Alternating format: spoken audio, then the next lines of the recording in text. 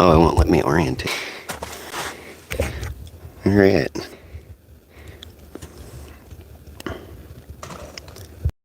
Wonder if the camera or the microphone is working. I might have to set this on the ground kind of too. But that's okay. I can lower it a little bit.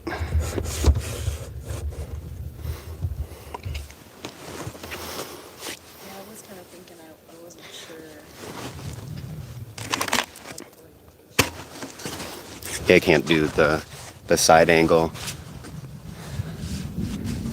Got one person in there. What's going on?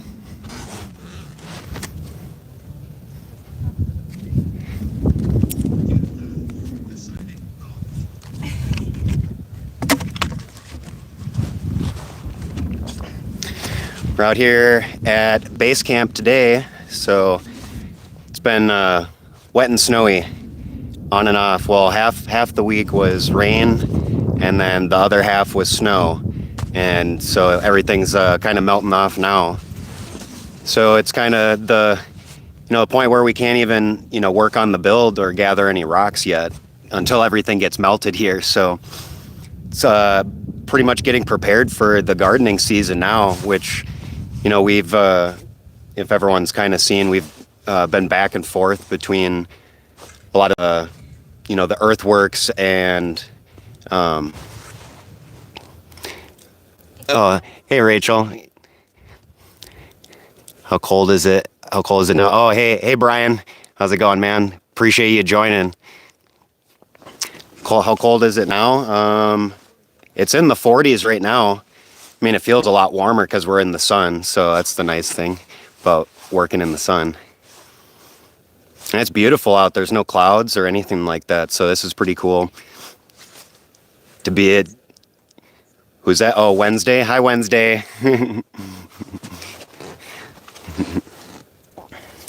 Yeah, so it's a good day just for hanging out. And yeah, I just wanted to more so, I guess, do the live just because it's been, this weather that we've had, it's pretty much stalled us out on doing any of the building right now. So, till when? Oh yeah, I guess, yeah, I got to test the live too. So see how everyone takes that.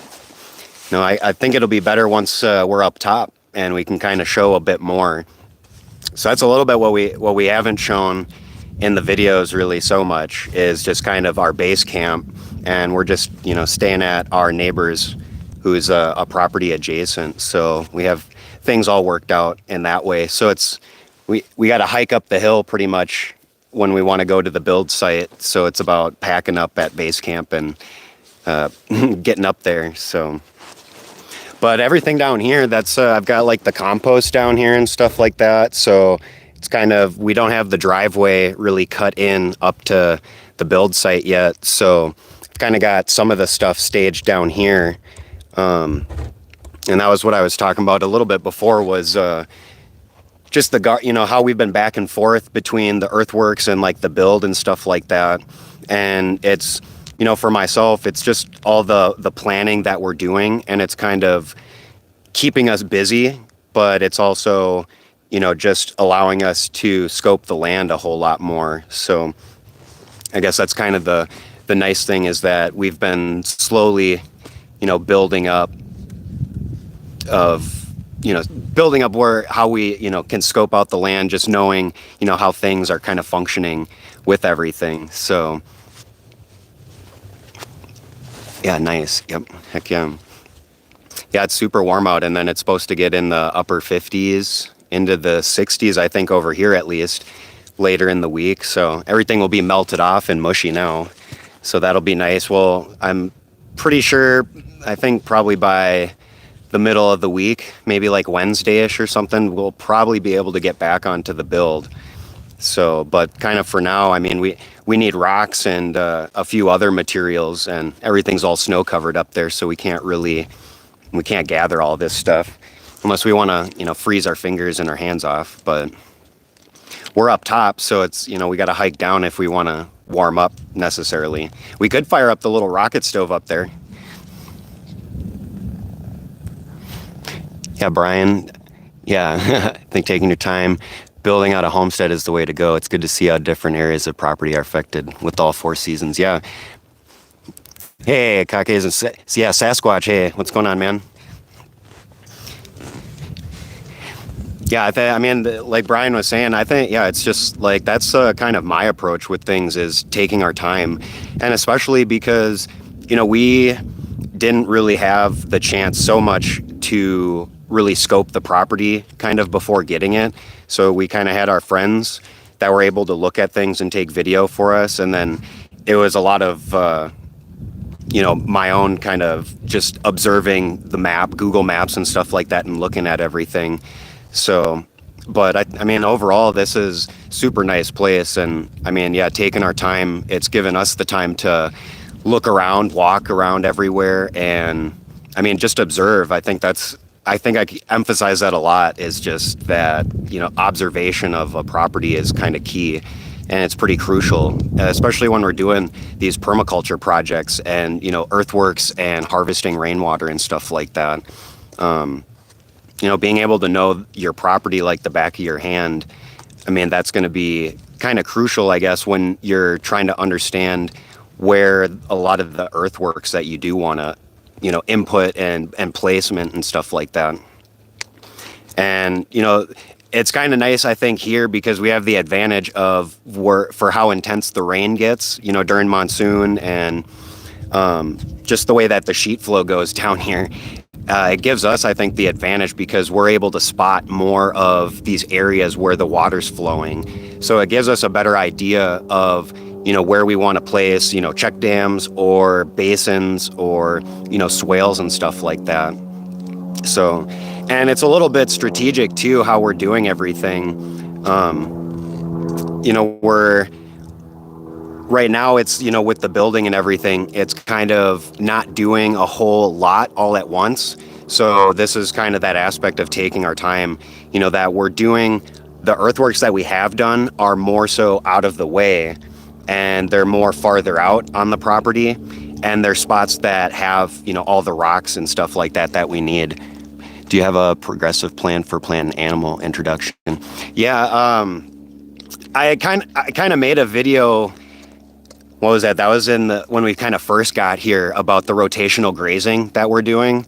So we brought animals with us from our old homestead. So if nobody knows that, we moved from Montana. So we were already homesteading the last 7.5, almost 8 years out in a little area pretty much similar to this out in Montana. And, we kind of made a decision. Opportunities came up and, it was starting to get busy out there. There was definitely a lot more cars and just vehicles and more people starting to move out. And it's just like that city mentality was, really kind of starting to set in. There was a lot more just quarrels and just nonsense drama that was going on. So, but the animal thing, I mean, yeah, we brought our animals down. So we've already been doing the homesteading thing. So, coming down here, we already had somewhat of a game plan because we've already experienced so much of this before. It's kind of, we already understand the steps that we need to take, basically. I've seen it. I'm asking about mostly bringing new plants and new animals. Oh, yeah. We're going to be breeding like the goats and stuff like that. The chickens, Nika will get her incubator going and stuff. And yeah, we'll bring on, I think we want to get more ducks. We'll get more turkeys. And I guess that's kind of, the point of management is also the other thing. So it's like we're not into like the bigger animals. So it's like a lot of people have said like, why don't you get a cow and, or a horse, something like that. And I guess like for at least where we're at right now, we just don't have that kind of management that we can implement with bigger animals. And I guess quite frankly, I'm almost a little tired of the cows because you can see back here, I got my little fence barricade and my T-posts, and that was a lot of trial and error. So because the cows were, I got the hay pile for the goats basically, didn't think anything of the cows, and the next day there was 15 or 20 cows all surrounding this thing. So it was a little bit of trial and error to barricade everything. So I mean, that's kind of, we're still new here, so we're still kind of developing, and so eventually we will be able to get things more barricaded off, I think, to keep the cows from coming on the property.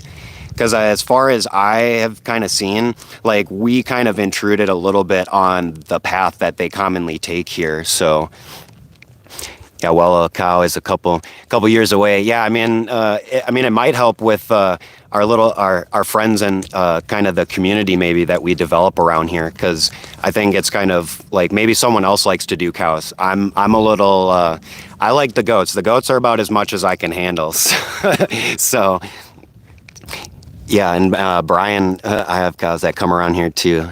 They can be a bit of an issue. Not a fan of them pooping at my door.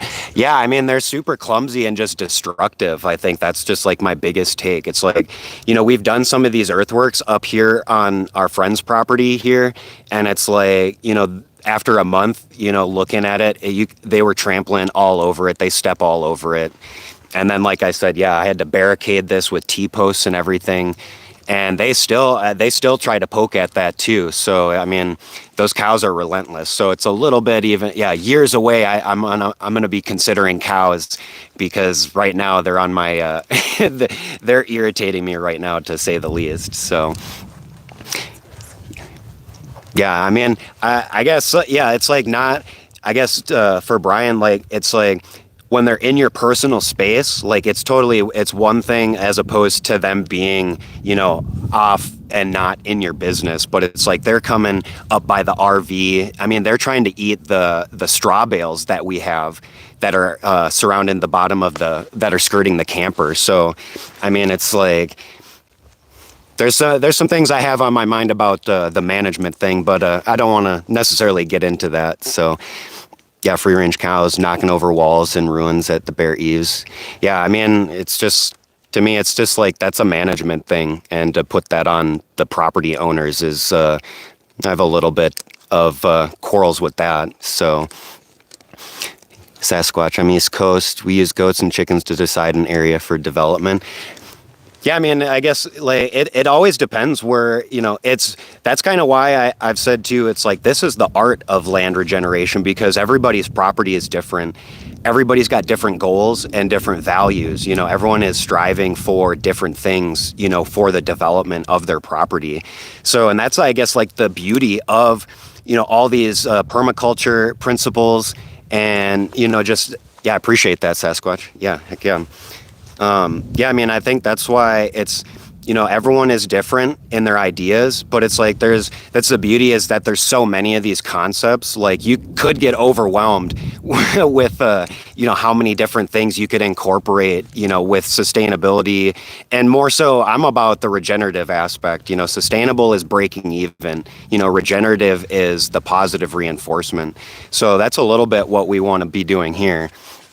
So, but that's, everyone's property is different. So everyone is going to, they can implement a lot of these similar concepts, but everyone's layout, their contours, everything is different.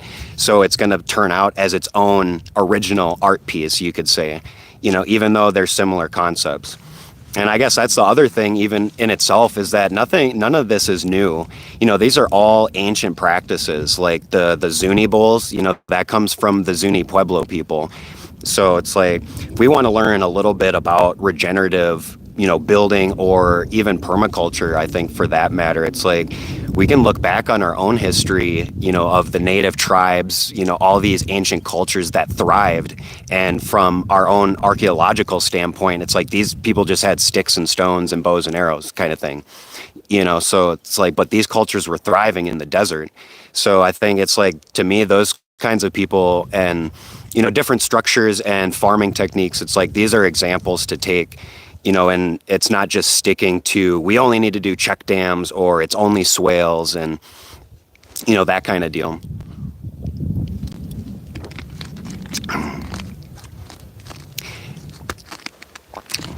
Some pottery? What do you mean some pottery? Like making pottery here? I mean, yeah, Nika, that's something Nika wanted to do, if that's what you're talking about. Or if you're talking about the natives, like the native pottery and stuff like that. Yeah, Yeah, I think we might have had like a pretty old hunting ground here because we find a lot of obsidian shards and pieces. I think we found a couple arrowheads too, but no, you approach the land holistically. What do you mean? Are you saying I guess what do you mean? I mean, we're trying to approach the land holistically, and I guess it's like in my mind too, it's like that respect aspect, because this this all used to be native territory, and it's like those people are probably a really good example of the way to live a little bit in that respect. And at the least, it's like the examples that we can take of how these people thrived and survived. And that even goes, I think, just with like the plants, was that Sasquatch you were saying that earlier about like the plants and the animals? That's where it's like we do want to bring in, lots of fruit trees and nut trees and stuff like that. And hello, 1 million pumpkins. Appreciate you coming on. So it's like the plants that that we'll bring on, like we're really going to bring on a lot more of these native plants and trees and shrubs basically.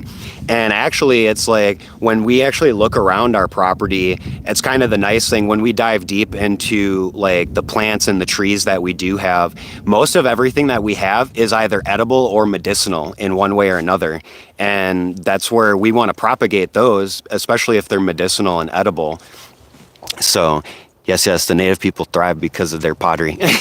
Yeah, I mean, it's like, well, I mean, it served importance because they had to transport water and stuff like that. So, I mean, we're not completely native like that quite yet. I mean, we've got plenty of buckets and stuff like that. So that's kind of what I was doing with the ferments. We've got all our buckets. So it's like, yeah, the pottery is definitely crucial because, like, just for us at least, the bucket is multi-use.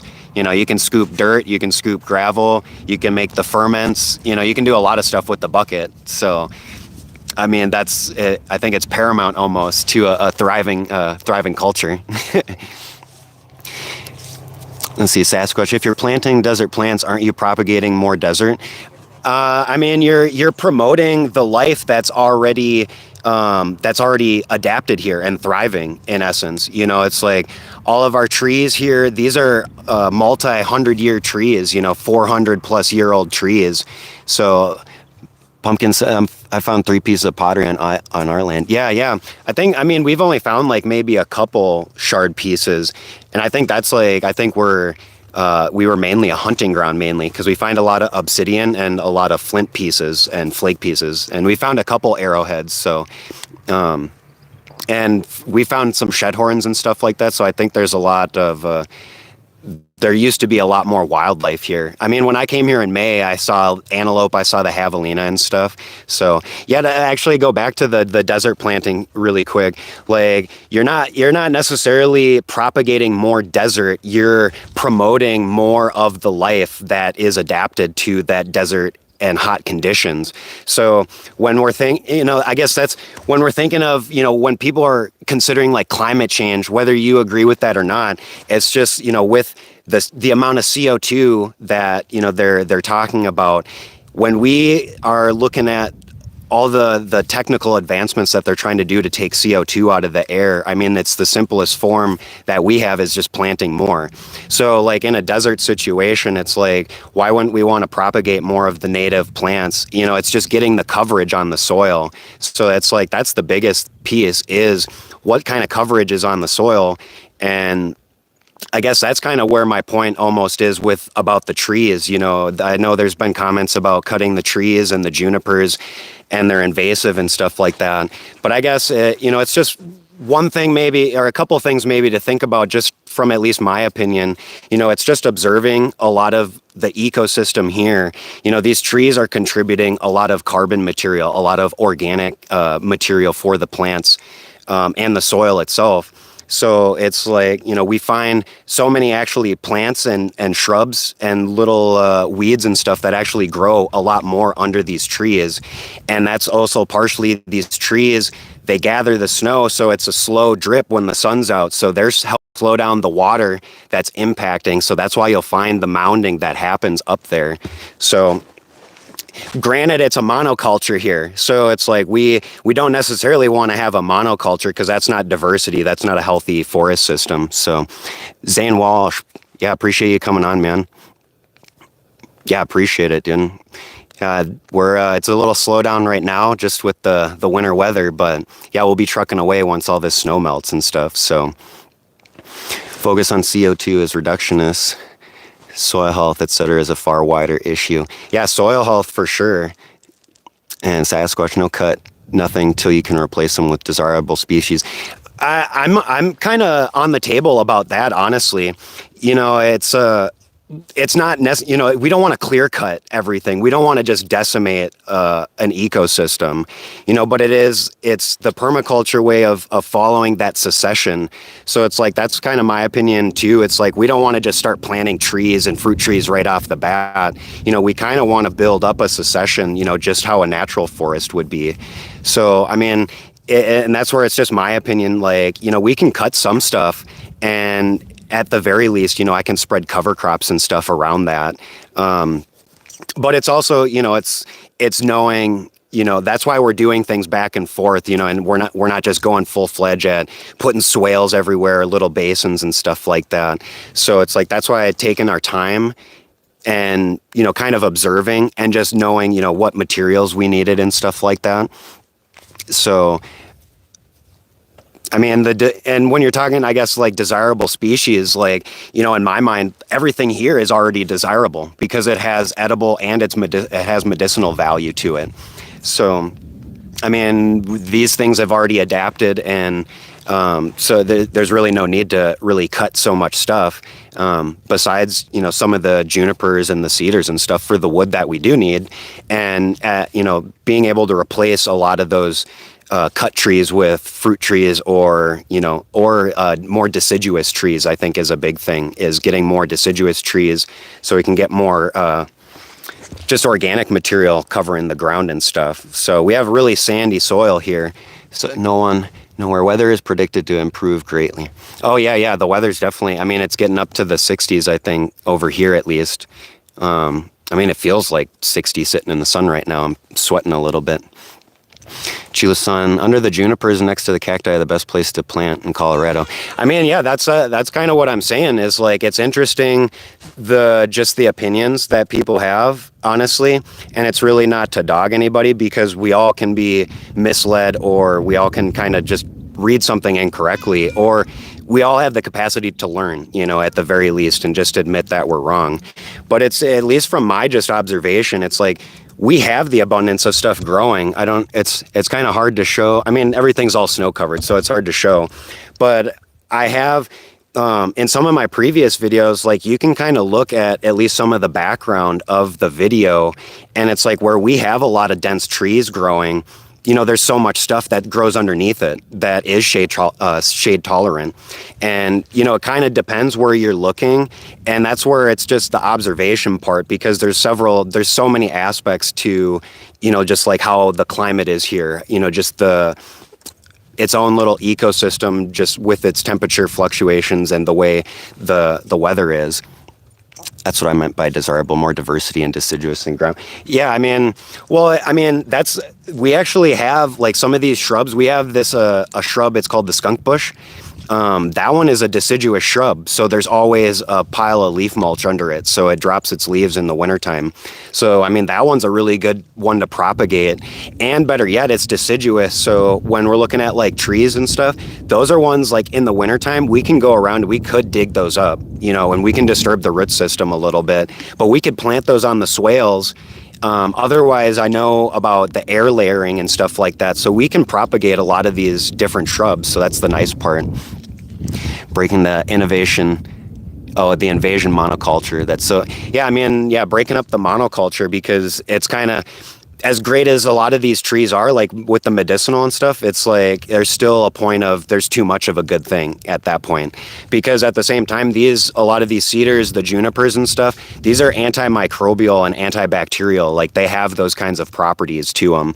So you'd have to think a little bit, you know, that they could be promoting that. That's the biology aspect for my part. You know, they play a super important role in cultivating the biology. So it's like, looking under the trees even, they've got the white mycelium, that white mold to them, in those pine needles.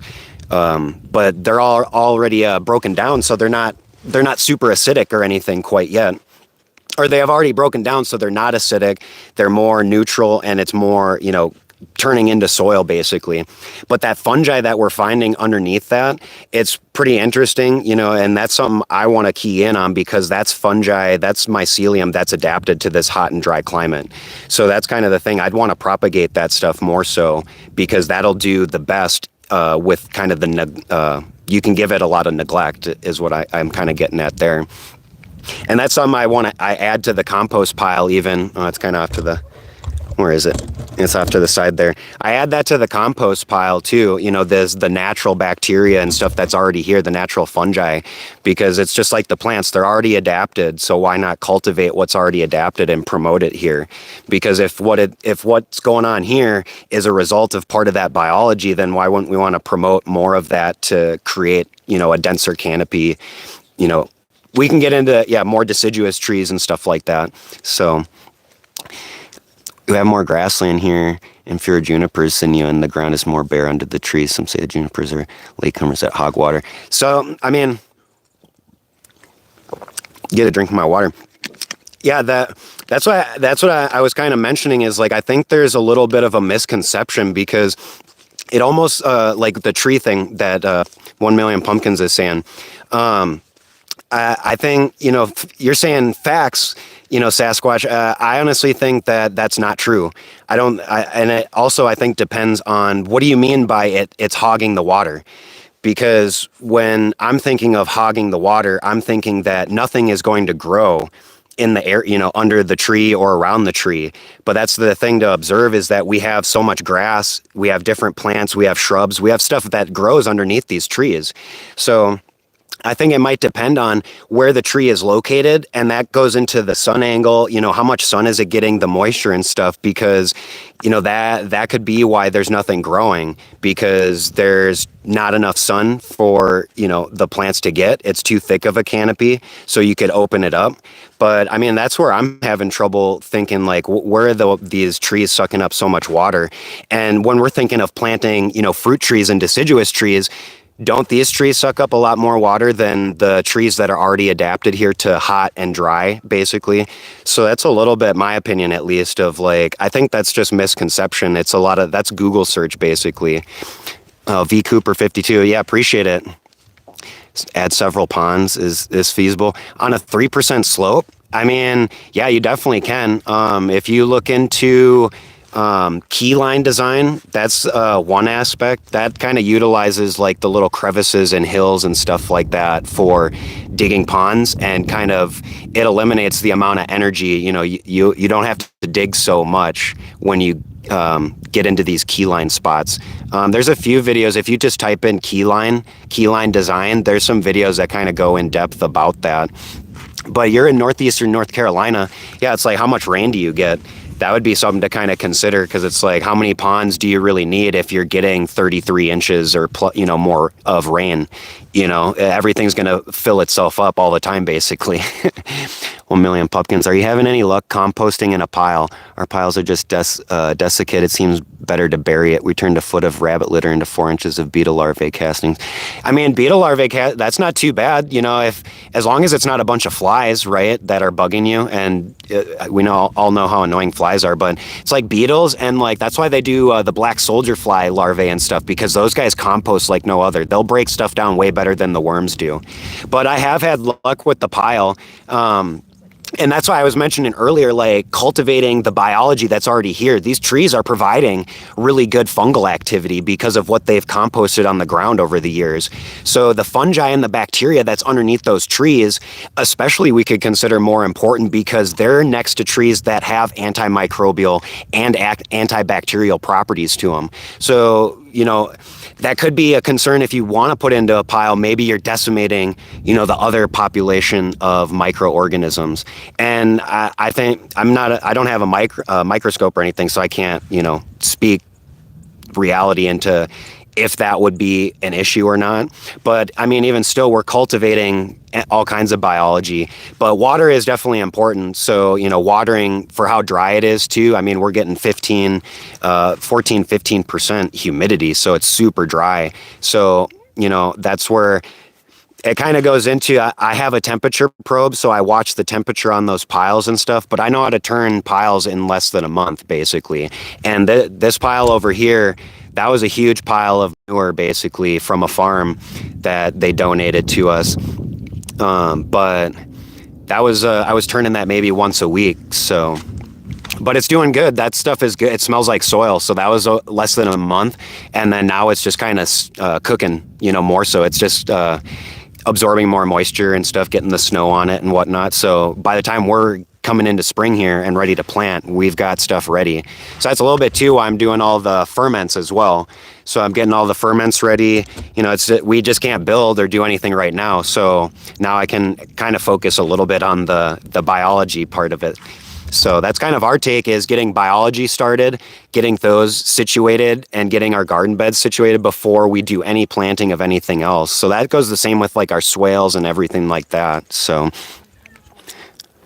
And oh yeah, we got like that last week between the rain and the snow, we got over we got over 2 inches of moisture. So we collected over 2 inches of water. So both of these basins that we've got for rain catchment, they're super filled up. So it's like we've covered our water for the gardening season and for ourselves kind of. And then now we're getting the biology situated. And then when we're ready to start planting and getting into the season here, then then we've got everything set up. So now we've got a way better start for plants to kick off. So yeah, you're welcome, VT Cooper. 1 million pumpkins. Desert is defined by rainfall, not necessarily vegetation. No, it is true. There's a certain level of rainfall that they'll call. So it's like, even though we get we get 14 inches of rain over here. So, I mean, that's 2 more inches than what we were getting in Montana. So this is a little bit, I think, more walk in the park for us for collecting rainwater. But yeah, it's definitely defined by rainfall. So I forget, it has to be under, I forget how many inches it has to be under for it to be classified as desert. So that's kind of the thing. Everyone, desert, everyone associates almost like with Phoenix or the Sahara kind of thing. So it's, we're high mountain desert here, but we still have enough water where we're growing trees. We've got trees and, plenty of stuff growing out here. So let's see what else. Fun facts. I want to do ferments too. Your knowledge and skills. Right. Appreciate it. 1 million pumpkins. Yeah. It's just a lot of experimenting. I do things a little bit different with the ferments than I think that you'll find on YouTube. Because a lot of people, it's all about the indoor thing and you're not really using water or anything. So I kind of do a little bit of a mixture of kind of a change up of how I do the ferments. And then on top of, a lot of people are using unsulfured molasses. I don't use unsulfured molasses. I don't use that liquid stuff. I actually use a molasses bran is what I use instead. And I find that's way more cost efficient because you can get a big old 50-pound bag. It's dry. And then it's a bran too. So then you think about fungus and fungal activity. That stuff is going to help promote fungal activity as well. And something for it to feed on with not just the sugar in it. So Sasquatch, I'm aware that's a different conversation when calculating rainfall runoff is just as important in rocks. Runoff is most important. Yeah, I mean, that we've got a lot of ideas for all the rocks that we've got here. That's kind of, that's the most exciting thing I think for me here is just the amount of rocks and just all the things that we can do with them. So that's, 1 million. Yeah, I definitely, I was working on a video actually about my fermentation and how I was doing some of this stuff, especially that was kind of the thing, why I'm doing the live even right now because, all the snow and the rain that we got. I mean, even the rain, I tried to go up a couple times throughout the week and it was just like every time it would be done. And then when I got to the top, then it would just start pouring down and, I can't film, I can't put anything out. So unless I had like a little umbrella for the phone. So Yeah, the rocks for sure. Sasquatch is what we're going to be using a lot of for our projects here, because those are just invaluable. And when we just have the abundance here, I mean, all we're doing is actually promoting, more water capturing unintentionally almost when we're gathering these rocks, because they create little divots and little pockets in the soil. So eventually they'll fill up with sediment and stuff. But for now, at least, they're capturing more snow. So it's like, that's why I kind of consider the Gabion Wall-apini kind of a regenerative project, because while we're building this thing, we're gathering materials that are digging out our basins and swales, but then we're utilizing rocks, and then in turn for using the rocks, we're creating all these pockets, for more moisture collection. So mini earthworks, you could say. 1 million pumpkins. You get 11 inches, and it's labeled semi-arid plateau. Oh, Navajo Nation. Yeah, 11 inches. I mean, but even still, it's like 11 inches. You can still catch a lot, but it also depends on how big of a property you have. We have 10 acres here, so it's like dedicating a section of tarp space or, roof space. We could dedicate a whole large amount of space. So even a little bit of rain, we can catch a whole lot. And even on 11 inches, yeah, like I said, Montana, we were getting 12 inches. So, and we were surviving and thriving more so off of 12 inches, the last 8 years in Montana. So it's also too, like, you can calculate, there's calculations you can do to get a rough estimate of, how much water you use in a year, and basically planning ahead on that respect of, how much rain catchment do I need and how much storage do I need? Because it kind of comes down to being like how solar is a little bit. You got to calculate a little bit, how much your needs are, and then you put that into how many panels and stuff you have and batteries. Oh, you got 40 acres, yeah. Have not begun seriously water harvesting yet. Still hauling water. Oh, I see. I mean, honestly, like, for me, it's like I kind of get confused a little bit, because it's super easy to get a lot of rain catchment, and for really cheap too. I mean, you can just go to Harbor Freight or like Home Depot, and you just get like a 25 by 30 tarp. I mean, I thought I saw them for like $80 at the Ace Hardware, I think. But it's like, you got a few of those. I mean, that's so much roof catchment that you could have. So it's like, we had a little over 2 inches of rain. I had those billboard signs. So I think those billboard signs were like 9 foot by 40 foot. What is that square footage? What is that? 360 square footage? 9 times 4 is 36. Yeah, 360. So, I mean, yeah, square footage. I'm on the fly here with the math. But there's 2 of those. So, I mean, and we got over 2 inches, of moisture that came down between the rain and the snow. So, I mean, that filled up that bigger basin up top, that bigger water catchment that I did. That was a 25 by 30 foot EPDM liner. So, and then I kind of just dug at that. And that was in a spot already where water was kind of flowing to during the monsoon, I'm sure. So that was kind of, for me, like a key point to, just put in a basin, water's already flowing to it. So, because, well, eventually we've got the swale actually hooked up. That's actually, when that swale overfills, it actually will overfill to that water catchment. And then we're going to have the overfill from that water catchment. That will actually overfill over to our garden area, kind of wrapped around the hill. It's adjacent to that pond. So I kind of showed in the video, maybe a future live video. Yeah, when we're actually kind of up there more for this summer, definitely kind of be able to show a bit more of how all the systems kind of work. So, but yeah, I mean, like $80 for a tarp, and it's like, you could get a few of those, and it's like 2 inches of rain.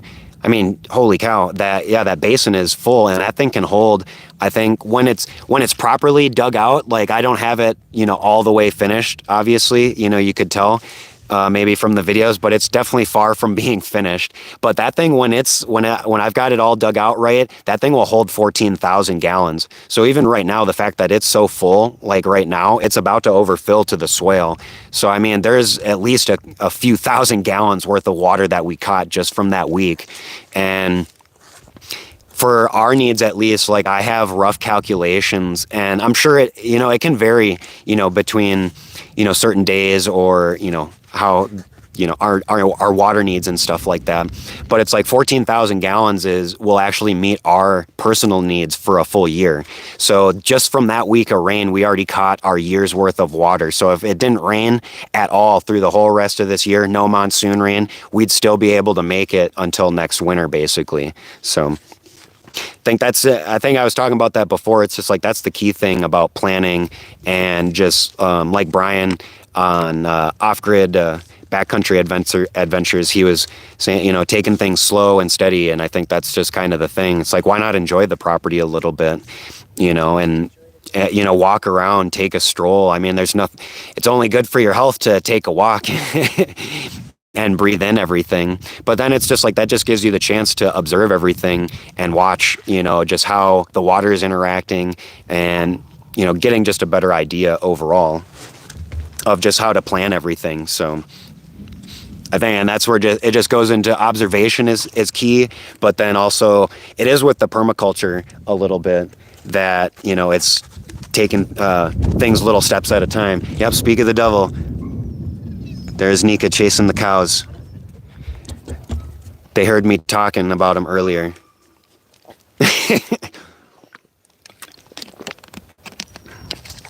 Yeah, they're relentless. Yeah, I don't know how much trouble anyone else has had. Yeah, those are the free range cattle that we're visiting. Those are just so friendly and oh so respectful neighbors. Yeah, that's what I was talking about earlier. Just the T-posts and stuff. I had cattle paneling up, and they actually had lifted the whole thing up. They lifted the T-posts up and stuff. So, I mean, yeah, that's a whole different can of worms, I guess, in my mind of just the management of things. So we've all got to be responsible in one way or another. So our local ranchers just moved them off our section. Oh yeah, I kind of wish there maybe was a little bit, like I was saying, a little bit better management. So I'll go all Chad Zuber if I had land. What do you mean? I don't know who Chad Zuber is. What does that mean? You gonna start karate chopping the cows or something?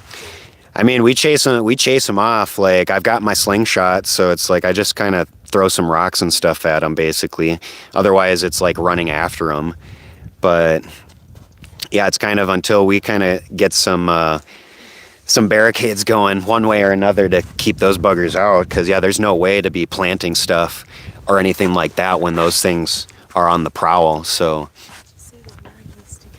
I mean, that's yeah, it's we're used to the cows. Montana, it was the same. There was free ranging, but it was more of the rancher's responsibility to make sure his cows weren't going on other people's property. So yeah, their cattle are dewormed. Yeah, that's kind of a sad thing to hear. Their pets are fine. I mean, it's not just necessarily from the dewormer. It's partially because of the conditions out here, because the cattle are the only thing that are really roaming. There's not, in my mind, it's there's not as much wildlife here as there once was. So there's not a lot of stuff to disturb where the cows are putting patties at. So it just sits and basically just cooks in the sun. So it's the biology just doesn't have a chance to break anything down because it's not getting mixed up. It's keeping that little patty. And then once it, gets so dried out from the sun, then it becomes hydrophobic. So even if the rain comes, it doesn't all the time get wet and soaked. So it can't break down even more. It's just the same when you look at the trees a little bit too, the ones that are knocked down, and you can notice that they've been, dead for at least some years. So it was the same in Montana. It's a dry kind of composting that happens, and that's just because the lack of moisture, but also just the lack of diversity and stuff that is here to break stuff down.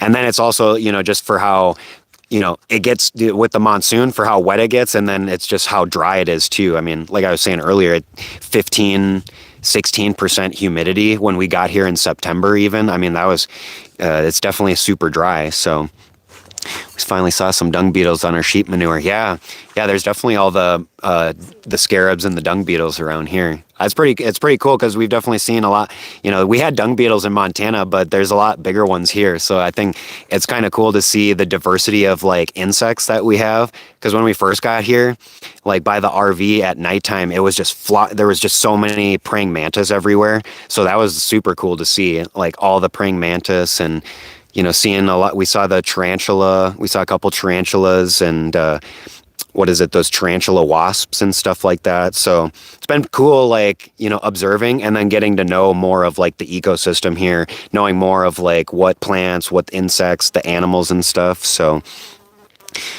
yeah, 1 million pumpkins. We do get a lot of wildlife. There are cow patties that were here when we first saw the property. Yeah, I mean that's based. It's just not like good composting that's happening. There's when you think about it too, when that patty isn't disturbed or hasn't been stepped on or anything, it just sits on that top layer of soil. So it's pretty much just floating on the soil. There's really little surface area for any microorganisms to like start eating at it, and then it just gets cooked on top. So it's just like a loaf of bread basically. So it's it's super dry and there's nothing can break it down essentially until it gets smushed in. But that's also too, it's like for how dry it gets here. That's just the other issues. Pageant Institute of the Arts, the cows can crush solar panels if they're left on the ground. Yep, I know that. They knocked over a couple of our solar panels. They actually broke one of our windows. I had windows that were leaning up against a tree for our build up top, and the cow, however way it was standing, it took one step and like stood on the corner that was just, leaning out and stepped and cracked the whole dang window. And it was in a spot where there's branches hanging over the trees and stuff. So it's just like, that's what really irritates me. It's like those cows are just clumsy and they just kind of are destructive. So Wi-Fi situation is strict. We're all on the phone service. We're thinking about kind of our options, because we had satellite internet back in Montana, but even still, like that honestly wasn't always the most reliable. Like our phone service has always been reliable for the most part. So, I mean, maybe Starlink or something, but I'm kind of on the fence about that. Yeah, monsoons make everything come up out of the ground. Was shocked to see toads. Yeah, those monsoons, those rains, I mean, for how dry it is, that's kind of, you could think of that's how the ecosystem has adapted. So it's like you'll see, that was one thing I noticed, the first little rain that came in May when I was here earlier in last year. That first rain, it was so dry, but after that rain, there were so many flowers that started popping up. And so that's kind of like, that's their life cycle because it's such a scarce environment for water. Everything's going to be fighting for water. So that's kind of, also goes in my take about the trees a little bit. So everyone's entitled to their own opinion. That's just only my opinion about the trees from what I'm observing, the amount of growth and everything that's happening. So yeah, crusty loaf of bread for sure. David, what's up, David? What's up, cuz? Tyler's dad just bought Starlink, just hooked it up. I mean, the Starlink is cool, and it's like our friend in Montana, he had it. And I guess it's like, it's kind of up in the air a little bit. I mean, we're trying to be self-sufficient. So it's like the phone almost is even like too much, I guess, in that sense. And as long as the phone is doing good, I mean, that could be the thing. We just get one of those little hotspots that for the phone services might be one thing. But we get pretty good service around here. I mean, I'm down below. I'm doing the live, so hopefully it's not too delayed for everyone. And hopefully I'm not too loud. I think I've got my microphone hooked up. So the stream looks decent yeah, I mean, that's what I'm saying. Like our phone service isn't bad and it's pretty good up top. So it's, in my mind, why pay for something extra? Because we can hook up our hotspot from our phones to our computers and stuff. So maybe it's, and we could just up our, the amount of data we get. So yeah, the Starlink. I mean, I have heard, the Starlink works super well. I definitely heard, pretty good stuff about the Starlink. So I don't have like quarrels, or I don't have necessarily problems like with the service entirely. I think it's probably just more to do with my values and just thinking, what, they could be doing, I guess, in the future. Not to get all conspiracy with anybody, but it's just my views. Everyone's open to their own opinions and views. So 5x5? What do you mean 5x5? Oh, I see. My stream is 5 by 5. Okay, good quality. That's good. I hope so. Yeah.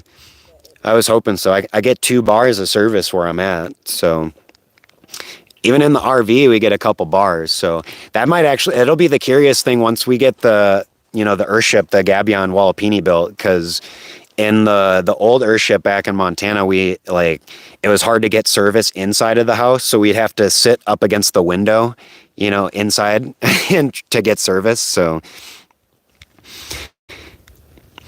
it's like, yeah, we might consider that later. And that might depend a little bit too, because it might be with our friends that have property around here too. We might, go in on something. We all might agree on something. So Jackson travel, cause how far do you have to drive for water and food? Well, we haven't had to fill our tanks actually for like the last 3 months, probably. I haven't had to go to town to fill up water. So that's it's been strictly water catchment now since we've been getting the rain, which is super nice. And now, like I said, all the basins, everything's full. So now we're set. We're super set on water. So that'll be a future episode too, because we got to make our biosand filter to show how we're filtering our water, with just sand basically and biology. So I'm all about the biology if anyone wants to know that. But at least for the least, like, for food and stuff, the closest town, it's like, it only has the dollar store. So, if we want to go to the grocery store, like, or anything, like, we can go to Seligman. Otherwise, like, we can go to Williams, I think. Otherwise, like, we have to do the propane because of the RV. Oh my goodness, the propane. Don't get me started on that propane. But yeah, to fill up propane, I've been going down to the Ace Hardware down in Paulden.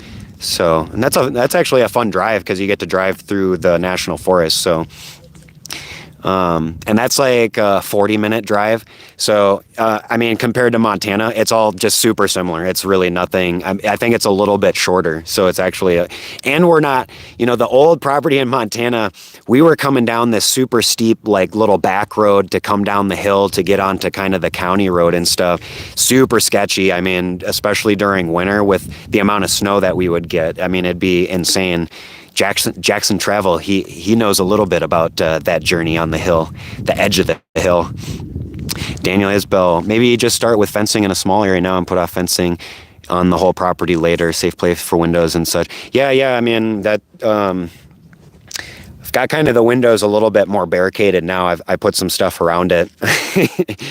But I think, because we're going to need actually like more posts and stuff for the build. We're not at the point yet with the rammed earth and the rock stacking. We're about like maybe another layer of rammed earth and the rocks, and then we're getting to these posts that are all going to start interconnecting with everything. Yeah, the Eric Clapton song, Propane. The temperature goes down, got to drive into town for propane, yo. And that makes me think of Hank Hill with his propane and propane accessories.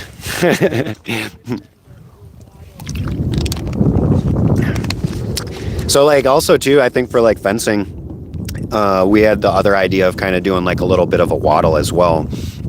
So, small area too. It is like we're gonna want to barricade. We're gonna need materials and stuff like that. So, we got to chop more posts and stuff for the Gabion Wall-apini. So, I was thinking actually in that instance when we needed to make that shift, because we're going to need multiple posts and stuff. So I thought that would give us a chance to actually start kind of creating our fence line and maybe doing little wattles and stuff like that. But it's kind of like, I don't want to do too much like drastic fencing, because part of the southern part of our property, like the water flow comes our way. So it's like, I want to take advantage of the neighbor being so kind, donating his rainwater towards our property. So that's with the fencing. I want to be careful with the fencing about how we do that, because I don't want to interrupt the water flow that's coming that we can capture on the property. Driven that train high on propane. Yep, that's right. Want to see an aerial view of the land. Well, I need a drone. That's unless I hoist myself up on the tractor a little bit. I have like a little drone, but it's not like hooking up to my like the Wi-Fi, like how it connects with the camera and stuff. It's not connecting, so I can't take any pictures or video. So I need to get. I might know a couple people that have a drone that might be able to do some shots, but we'll kind of see. Yeah, that'll definitely be a C, because that might be just like another live video, I guess, too, is like just kind of showing a lot more of the property, I guess, as far as like all the earthworks and stuff that we've done, and kind of getting a better idea of our layout and the water catchment. Yeah, because I definitely want to do a live, or at least get a fair amount of video when those things fill up come monsoon. So that'll definitely be a super big treat. Oop. I was kneeling on my little smart pot, my fabric smart pot, to keep my knees from getting wet, but now it's soaking up water and my knees are wet. Did you have some drone shots recently? No, I didn't have any drone shots. That's been a lot of my camera. Like, I have my little my stick, so I can extend that out pretty far. So I'm gonna extend it up right now so I can stand up a little bit. Oh, that's better. I love wattles. The junipers we have don't lend themselves well to weaving. We have 2 willow trees planted for the whips. Oh, I see. Yeah, I've heard of, I had seen some videos on people doing like willow, like living fences and stuff like that. Super, like, they're really pretty looking, and it's just like a nice aesthetic look, especially because they had like designs, so they were like crisscrossing to make how like chain link fences look a little bit, but it was all with the trees and the trunks and stuff all weaving in between each other and stuff. So it was really cool. So yeah, I mean, it's like you can do a lot of cool stuff. I mean, we could get raspberry vines, you know, we could get grapevines and stuff going. So that'll be kind of the future. You know, once we start developing things more here, we're going to grow a whole lot more stuff. Yeah, to go into your question there, David. Yeah, we are growing stuff. Most of it's in our little greenhouse that it got collapsed from the snow. There was super heavy wet snow, so it collapsed the greenhouse. But we have a fig tree in there. We have a couple mulberry trees. Oh, is that what you're meaning about growing stuff? Yeah, that's I'll be starting seeds here in a little bit, because yeah, we're getting into the middle of February, so yeah, because that'll be the nice thing, is I won't have to wait as long like in Montana to get stuff outside. So, excuse me. I made wattle raised beds all over my old place in SoCal from one mulberry tree. Yeah, that's why I'm super excited. The mulberry tree is, I have kind of this list of trees that I want to do, that are, you know, deep rooted trees and native trees and stuff like that. So I'm super excited to get a lot of those started, especially the mulberry tree, because the mulberry is super easy to clone, because you can take all those cuttings and just make a billion mulberry trees. And they're the thing about mulberries too is they're deep tap roots, so they have a very deep root system, so they're really good for the hot and dry here, and then they're also just super easy to propagate. And the one we have is everbearing too.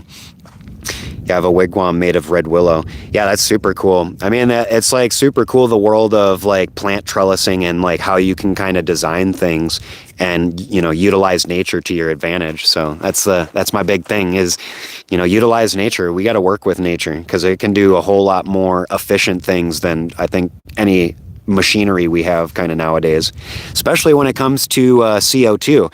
You know, we want to plant we want to plant a whole bunch of stuff because all those plants are sequestering carbon.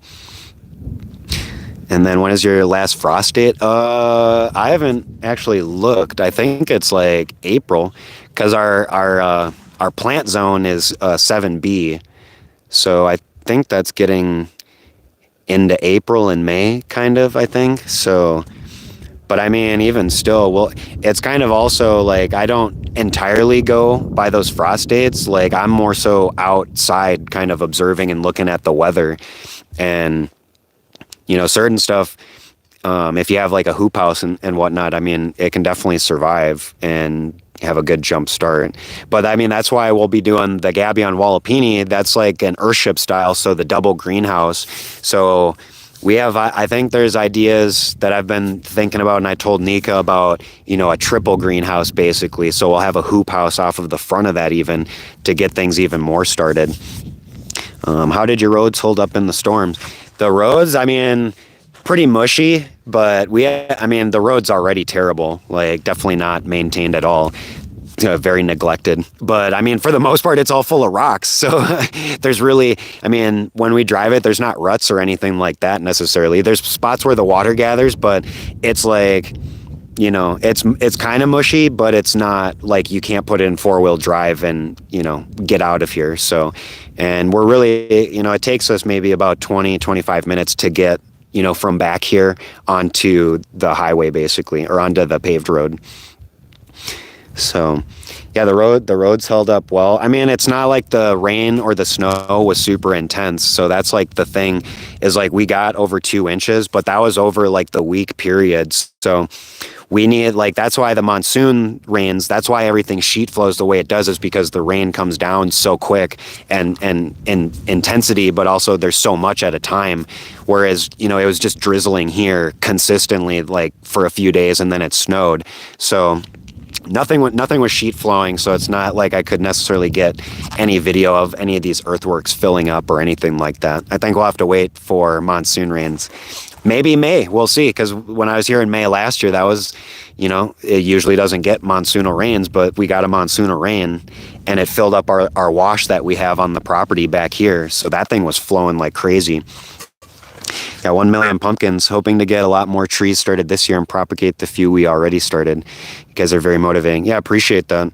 Yeah, it's just exciting in general, to get, things started. And if that's like your thing, when you're into plants and stuff, I'm super into plants and planting. So is Nika. So it's like, we're both just itching, to get stuff started and planted and, but that's where we got to take our time. We've got to be patient because we don't want to take, too many steps forward and then everything just gets messed up, or there's a last minute dump of snow kind of thing. So that could happen, because I know here it was in March when they got, that 3 foot of snow almost overnight, and that was in March. So it's that's like my take. It's observation is super key, because we want to observe a lot of these weather patterns and kind of key in about how things have been acting in the past and be able to make adjustments for the future basically. ETH or BTC? Well, what do you mean? What do you mean, cuz? They are super inspirational. Appreciate it, Zane. Got 1 million pumpkins. We were very successful with our first onion patch 2023. 3 orders of starts grew 47 pounds unprotected in a row garden. Nice. Heck yeah. That was your first onion patch. Yeah, it's always like super awesome when things kind of when they work out in the beginning, right? Never discourages us. We want to get the garden season ready for next year kind of thing. So it motivates us in that way. And I guess, it's almost like that can happen with anybody that's new to gardening or like new with homesteading. I think that's something that we kind of encountered a little bit with some of the people that had recently moved out in Montana before we moved. Those people, they had their first little season of gardening and it was like a big letdown. Nothing was growing well. They were trying their best to keep things watered and grow things, but it didn't work out for them. And it's like a lot of people get in that mentality of like, I'm just going to throw in the towel. It's like, it's not worth it. And it's kind of the thing with the homesteading or the gardening even, it's like, if you want to make it work, like you gotta keep at it. So it's like, you can't get discouraged. You got to take those things as learning lessons, basically. It's like, that's all the mindset is. It's more, it's changing your mindset towards a lot of those, faults and errors that we can encounter.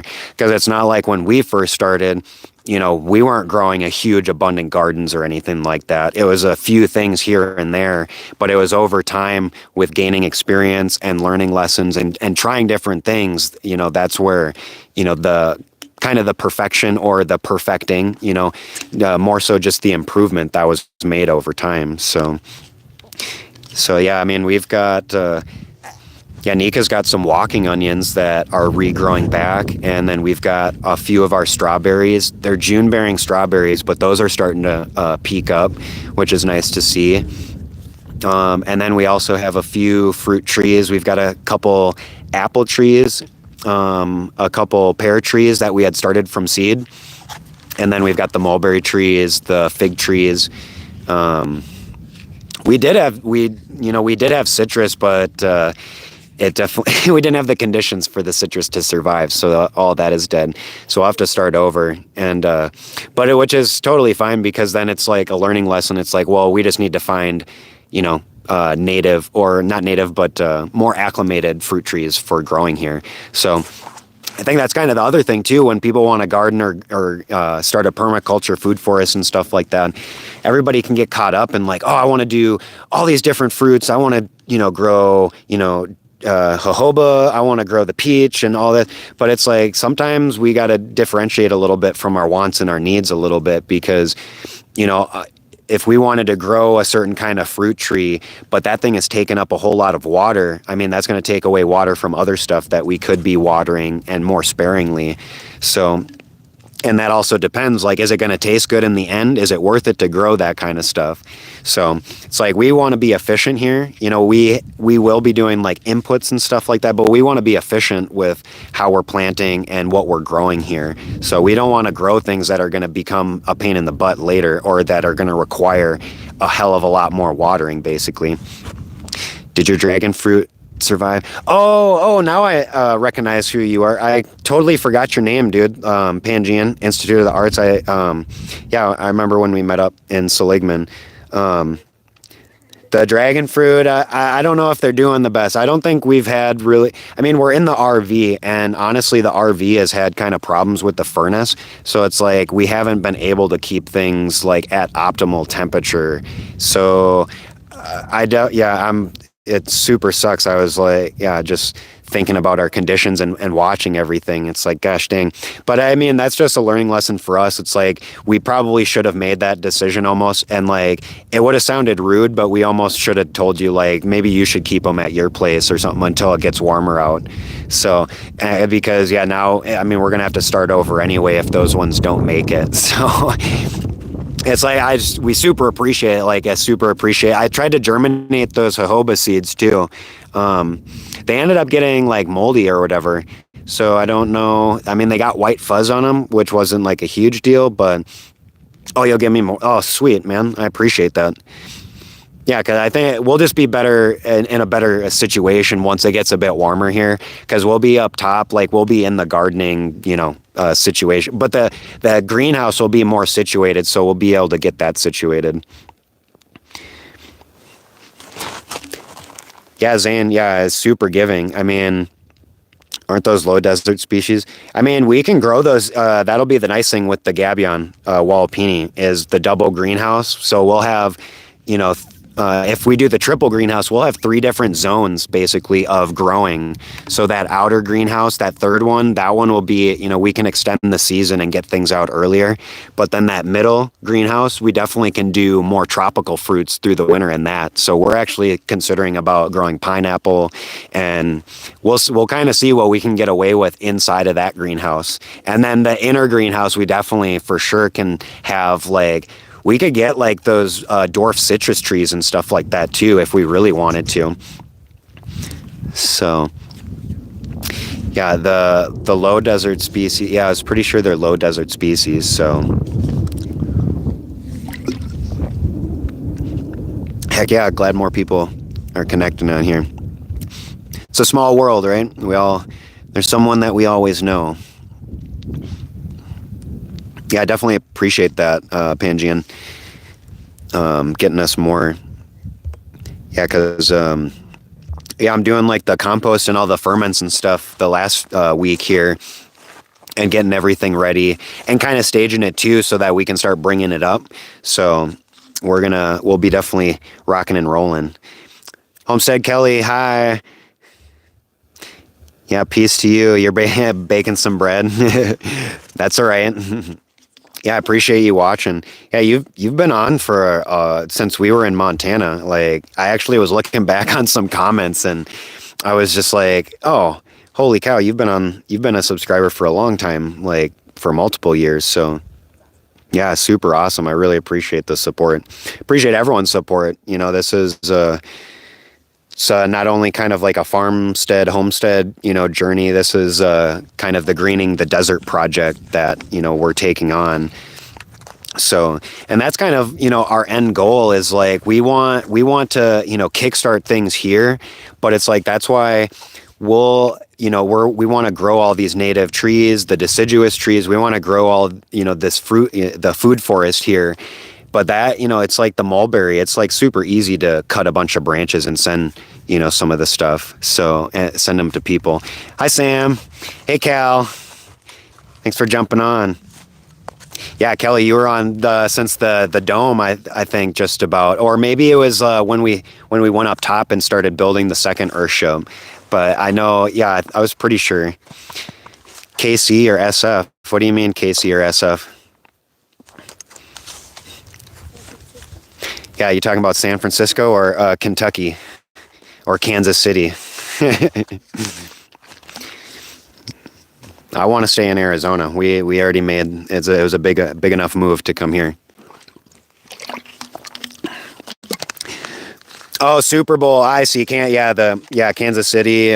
So I was right. It's naming the cities. I just wasn't thinking football. I don't really have a preference. I don't even have a TV. My phone is kind of, and my computer.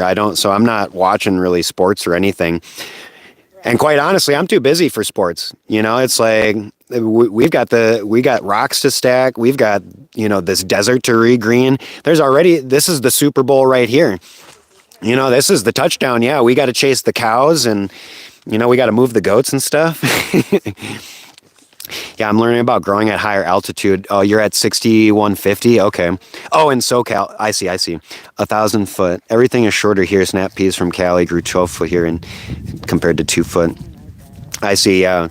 I mean, SoCal, it's like that's why, the Emerald Triangle and all those like growers and stuff, like I know that's up north and whatnot, but I forget, SoCal, Southern California. Wow, SoCal, geez. But that's just like the weather system that you guys get. So it's like there's optimal rain over there a little bit, I'd think. But it's like the temperateness of the climate that there is. So, because I didn't think it got, there wasn't snow or any. I guess it depends because there's the mountains up there, so you'd get the snow farther up. But I thought it was closer to the ocean. It's definitely not going to snow or anything. So, but that's the other thing too, is like we could grow humongous stuff here. Over 2 foot, we could grow 12-foot stuff. I kind of unlisted a lot of the older videos because I was saving a lot. I'm saving a lot of those older videos because for the patron accounts or for the patron memberships, because I guess, quite frankly, it's like those videos are all super long and it's a lot of me just talking and walking around, which I know some people appreciate that aspect, but it's like, I guess it'd be nice because there's a lot of knowledge that's dropped and a lot of our experience that is, and, it'd really help for other people. So it's like my way and our way of trying to give back to people, like more of this knowledge and just our personal experience. And then it's like just the membership, because all of that is going to go towards more plants and pretty much regreening here, so we are, that is kind of the aspect, is we are trying to be here full time and do this full time because we really want to, restore the land. But it's like, it's not so much as like, we don't need very much. We're living off the rainwater. We've already got our solar power. So it's like we don't really have very many expenses, for ourselves. So it's like we're trying to funnel the majority of any money that we do make for, the build, but also for regreening the whole desert. And in that respect, that's where it's like we're trying to give back at that point, because once we've established a lot of things here, then it's so much easier for us to, cultivate our own seeds, get more tree species. We can take tree cuttings. We can start basically our own nursery here that I'd love to be able to give back to a lot more people. And especially like with the compost and stuff that I'm doing, I'm working on the compost. And like I was saying that earlier, that's like one thing I do a lot differently than a lot of YouTube people is, I have a separate process that I do for the fermenting and just for the composting too. And that'll be the stuff that I do create here with the ferments. I will be selling a lot of the dry ferments and maybe a little bit of the liquid stuff, but it's more so for shipping purposes. Like I could ship to anybody a lot of these dry probiotic ferments and stuff like that it's just like I want to be able to help other people create their landscape as an oasis or their own garden and stuff like that. So yeah, higher altitude one. Yeah, it was Mediterranean climate zone B. Oh, okay. Yeah, definitely good zone for growing a lot of stuff. Yeah, zone 6. Yeah, we're zone 7B here. So I mean, that's kind of what I was saying earlier. It's like it almost like we can look at these zones and stuff, but it's like when you're on your own property, like you can get the feel season after season of like knowing when to bring your stuff out, because it could be a little bit different than what the zoning map says. So it's like I kind of take those zoning maps a little bit with a grain of salt. Only or more so just like as a kind of a point of direction to at least say, okay, this is the time span of like last frost dates. But it could be different, because every property everywhere is always its own little microclimate, so it could be a bit warmer than what a zoning map might say. And then let's see, our rocky dream on the elephant farm. I can tell you low desert growing has a whole array of different problems. Oh, yeah. I mean, of course, because it's way hotter, way drier. I mean, there's a whole lot more that you have to accommodate to. And that's kind of the thing. You can look at the examples of the natives. It's like we look at the natives and it's like, man, they could have grown a whole lot, more variety of stuff. But we see that they, the three sisters kind of method, the peas, the squash, and the corn, it's like these were staple crops for these people, but it's like these were the plants that worked. These were the plants that they could dry farm and not have all those problems and not have to accommodate to a better irrigation system and stuff. So it's a little bit how we can work with nature for ourselves, because it's like I was saying earlier, we don't really want to plant a whole bunch of all these different kinds of fruit trees and then have to have these extensive watering systems to keep these things going. Especially for our climate. So it's like we want to work with nature with a lot of the native species and stuff like that. But we also want to introduce, fruit bearing and nut species, nut tree species that are more adapted to this climate. So I think there is a place, I think that's closer to Phoenix. They do have a lot more like native trees and fruit tree species. So that's the low desert, kind of stuff right there. So there might be maybe slim pickings of what we can grow there, because otherwise, it's like that's where we can do certain like bonsai or dwarf trees for certain citruses and stuff if we really wanted to. Otherwise, we could just have a certain staple of crops or tree and shrub species that we only grow, and that's as the extent we can grow stuff. But then at that point, if we're doing stuff like that, that's the nice thing is like that creates minimal maintenance. That creates more of that neglect kind of farming aspect. So, yeah, how much does the juniper affect your pH? Just got some for mulch. Thank you, pumpkin. Hey, I'm gonna say like the junipers. It's not the trees that are affecting the pH. Like the microorganisms that are around, that is one thing, but it's the conditions. Like for us, we have think about this for a second, because we have caliche up here, so we have that calcium carbonate. So think about that in its simple, when that stuff breaks down, that's limestone, or that's lime basically. What do the agriculture guys, lay on the fields when their soil is too acidic? They're throwing down the lime to balance the pH. So that's what we're looking at here, is that the soil conditions are a lot more alkaline because of the calcium carbonate that is in the ground and the soil itself. So, I mean, and that's where it's like the trees themselves, like the trees are adapted to the soil conditions. So that's kind of the thing. Think about the soil, the ground and the landscape came before the canopies came, the trees, the shrubs and all that stuff. Everything, the landscape came. So it's like everything that grows here is already adapted to the conditions that were presented to it, basically. So that's why everything thrives here. So it's like for pH too, that's why I'm doing a lot of like the ferments, like the probiotics, like the compost and stuff like that. That's why all of these stuff, all this stuff is important, it's not so much the like the organic material that plays a big portion, but when we're doing compost or these ferments, it's the biology that we're cultivating. And that's where you can actually look scientifically. It's the bacteria and it's the microorganisms that are adjusting the pH in the soil. So it's like, that's why we want to cultivate the diversity of microorganisms. That's why, I kind of, emphasize on microorganisms and, the part that they play. And it's like, that's what I was talking about earlier with the trees even. The fungi that are underneath these trees are super important to cultivate because they're already well adapted to the hot and dry and the snow and the cold, basically. So these are things that we definitely want to cultivate. So when it comes to pH, that's a big thing I know for sure, is that when we get more diversity in the soil, we can balance out the pH, because the diversity of microorganisms, those organisms are excreting all those different, kinds of compounds that the plants are uptaking, but those are also interacting with the soil around it. So those Zane Walsh, thriving equals native or adapted varieties. Struggling equals wrong variety or wrong species. Yeah, exactly. That's why it's super important not to just necessarily plant what everyone else plants. Everyone gets a garden and it's like, oh, let's do the tomatoes, let's do the onions, and let's do this and this.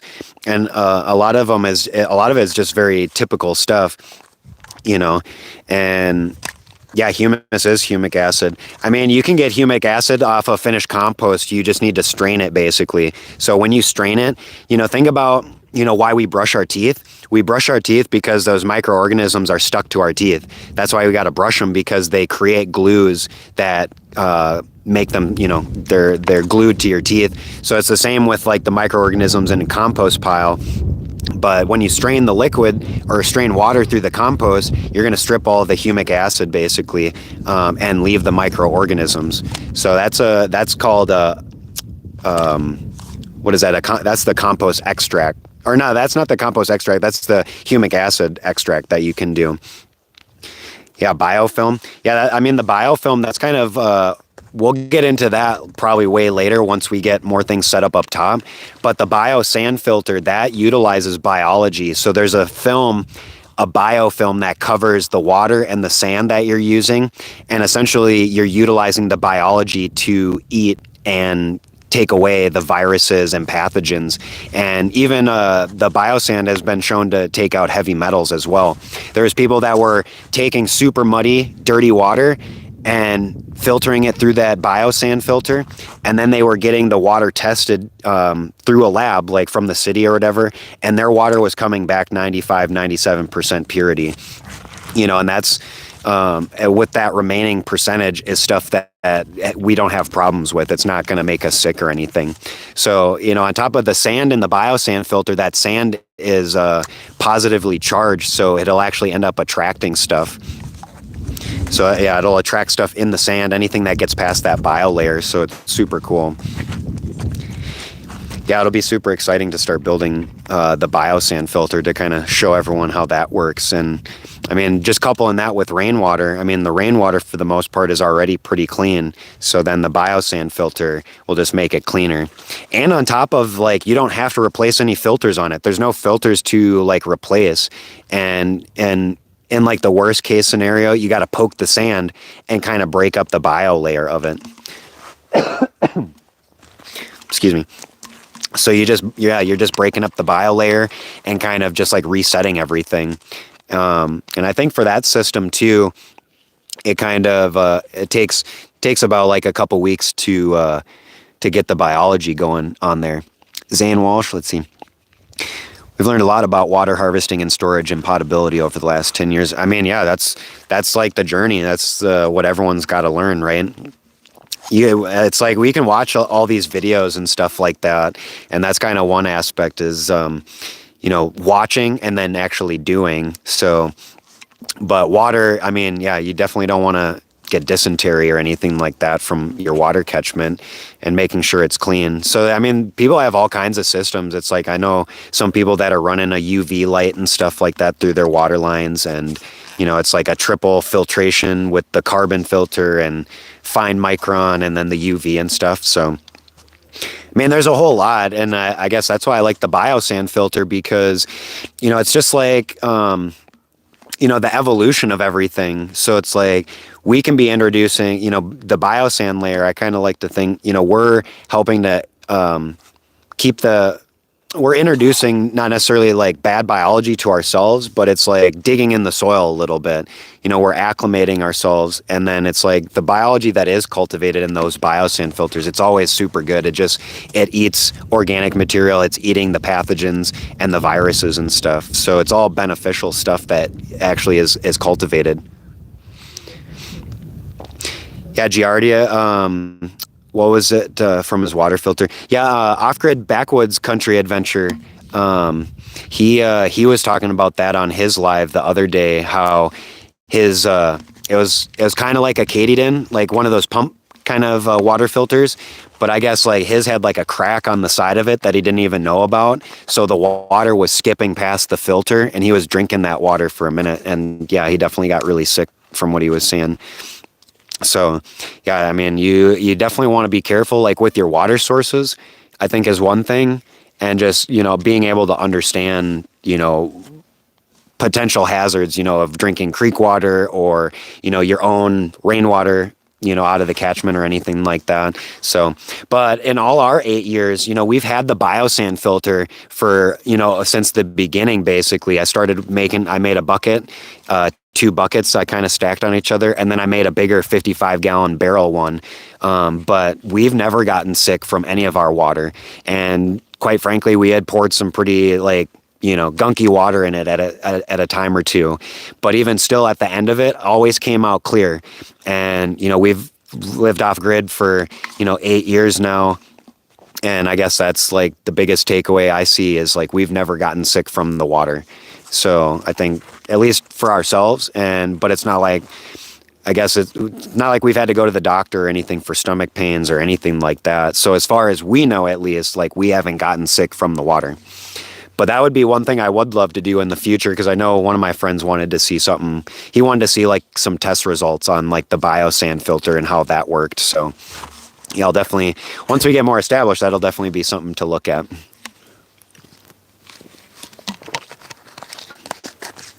Oh, it's super nice out. Yeah, we got a whole bunch of fruits and some vegetables and stuff. So it's the last few days I've been chopping up some onions and getting things set up in the bucket.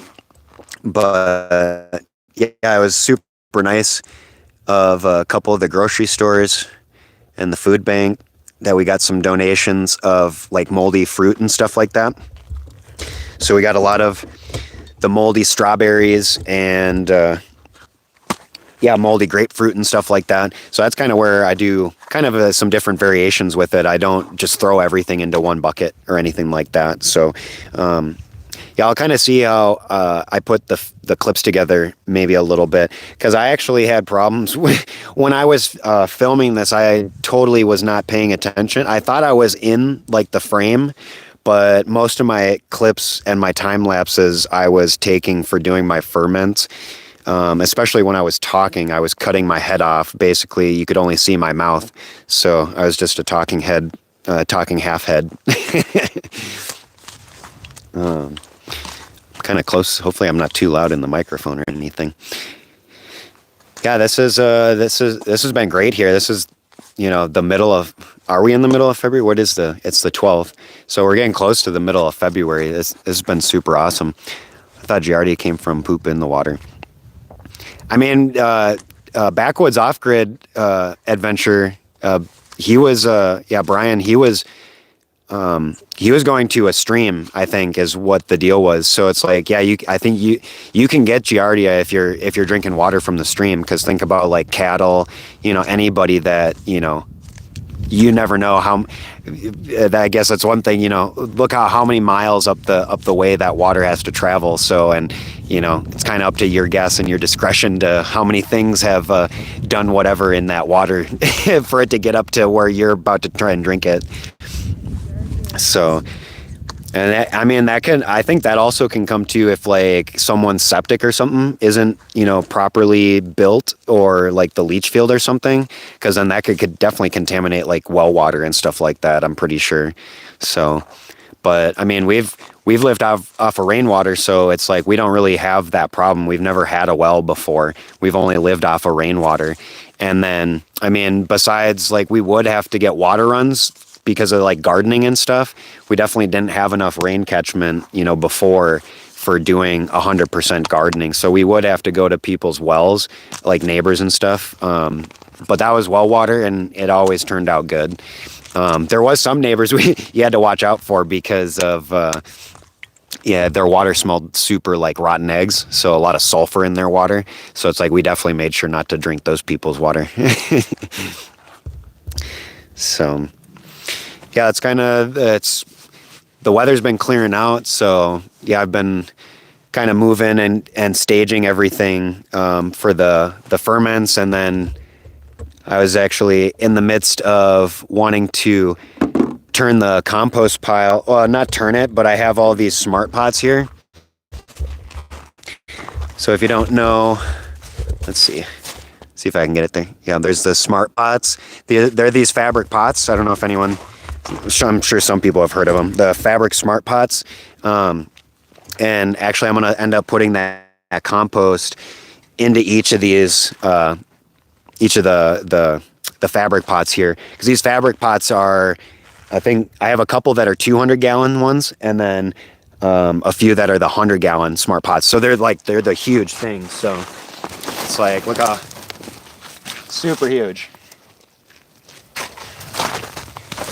So I've got those, and I'll basically spread those out, or open those up, and I'm going to put the compost into the smart pots.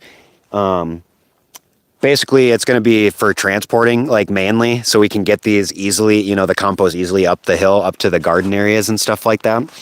But the other aspect is that it's already done. Like, this is done compost, so it's really just aging more. So it's really not like the end of the world to split up the pile into all these little piles, because I might end up putting worms and stuff and worm castings to mix in there. And then I'll kind of utilize some of the compost as well to make some of the different ferments that I do, but also some of the soil mixes that I do sell. So anyone that is curious, you can go to Organic Oasis on the Facebook page, right? That's Organic Oasis. Yeah.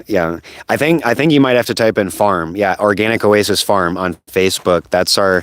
That's the Facebook page for the business, basically. And essentially anyone can message me on there through that, and you can place an order, or you can ask about anything, basically. You can ask questions about what we're doing or anything like that. So that's a little bit what we'll be doing here. So it's like we got a lot of the fruits and stuff donated to us. So it's like, that's in my mind, I want to be able to give back to other people. Obviously it's a little bit of my time and effort in that respect. So, but it's not anything ridiculous for prices. But in that respect, it's like, now I'm offering the kind of biology that we're cultivating here. So it's like anybody can cultivate more biology for themselves. So, we have a 9A winter and a burning hell summer. Yeah, I mean, I'm anticipating the summer a little bit, how hot it's going to be. So that's kind of what's nice about where we're at in the build, and what was a little bit planned. I anticipated that, it's definitely not going to be a winter like Montana here. So we moved here in September. It was still 80 degrees here. We were working in shorts and a t-shirt for the first month and a half we were here. And then it didn't really get more cold until the end of December into January. But I mean, for even the lows, I mean, it's nothing. We're not going through minus 60 or 70 like we were in Montana. So the lowest we've gotten, we got to single digits here for, I think, 1 week at the end of December. And it was like, in between 3 degrees and 9 degrees. So definitely was nothing we couldn't handle. So, yeah, and we're prepared for the heat. Montana gets pretty hot, and I mean, it's going to get hot here. There's definitely no doubt about that. But that's also why we got the rain catchment set up and all that. So now we got the option to go swimming when it gets hot out. We got enough water for swimming. Pangea Institute, my plants love the compost area and potting mix I got from you. Yeah, I'm glad. I actually had been meaning to kind of message you back and ask you how everything was doing, just to kind of at least check in. But thanks for saying that. Yeah, thanks for streaming. Thanks for greening in the desert. I got to run, but it was nice to be here while still healthy and happy, everyone. Yeah, thanks, Zane, for popping in at least. I appreciate it. I appreciate everyone's support and everyone's that's been joining in. In Southern California, summers were regularly triple digits. Yeah, triple digits for sure. Let's see. Hopefully, I got to unplug this. Oh, hold on. Hopefully the sound isn't too much bad or too much worse after I unplug. I got to charge my phone. Compost tea. Yeah, the compost tea. I'll be doing more of the compost tea.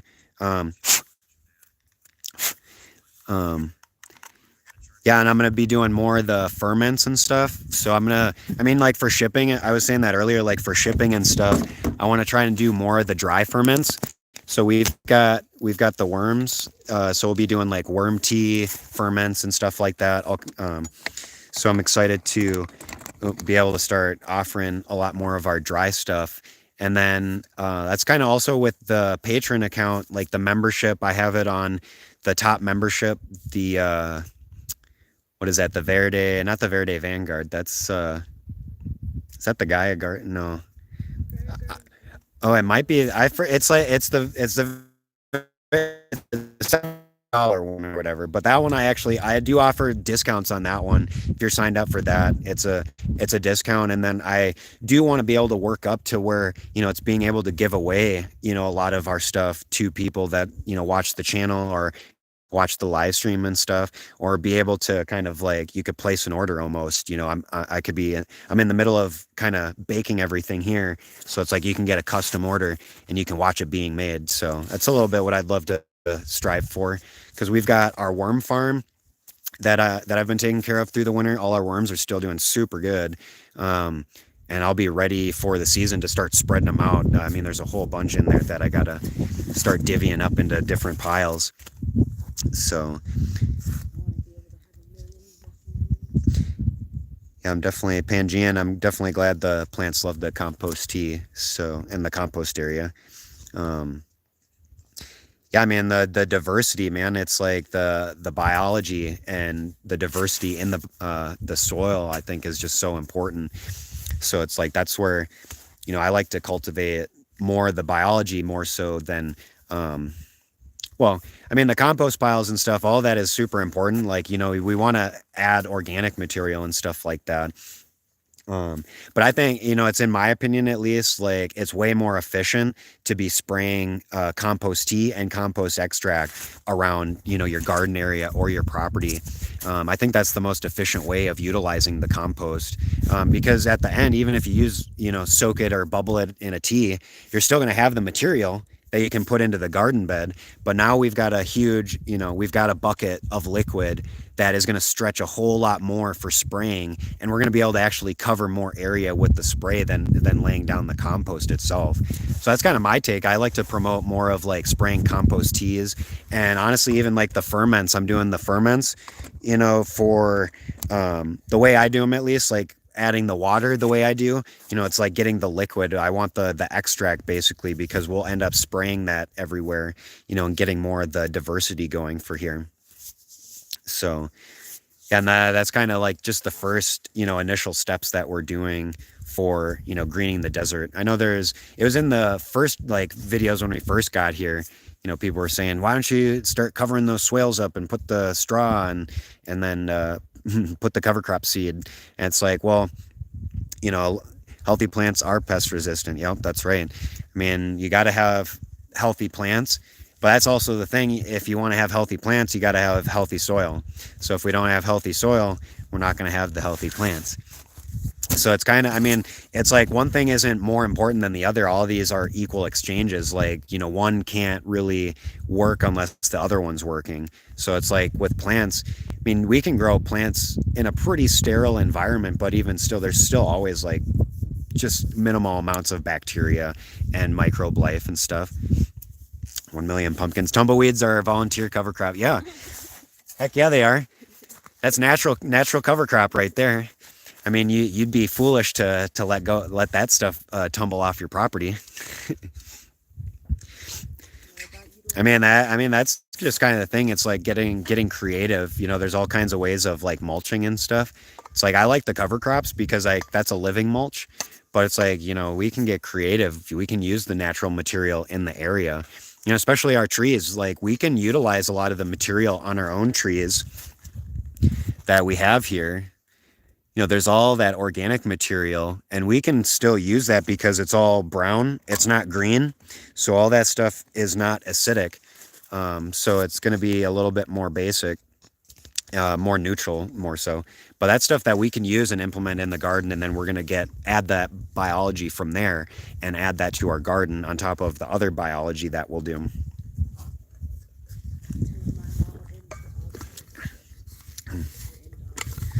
Tumbleweeds are edible, yo. I found recipes for tender shoots. Sheep eat them too. Yeah, I mean, so that's even the other aspect. The fermenting thing, it's like you could grab all those tumbleweeds and you can make a ferment with that.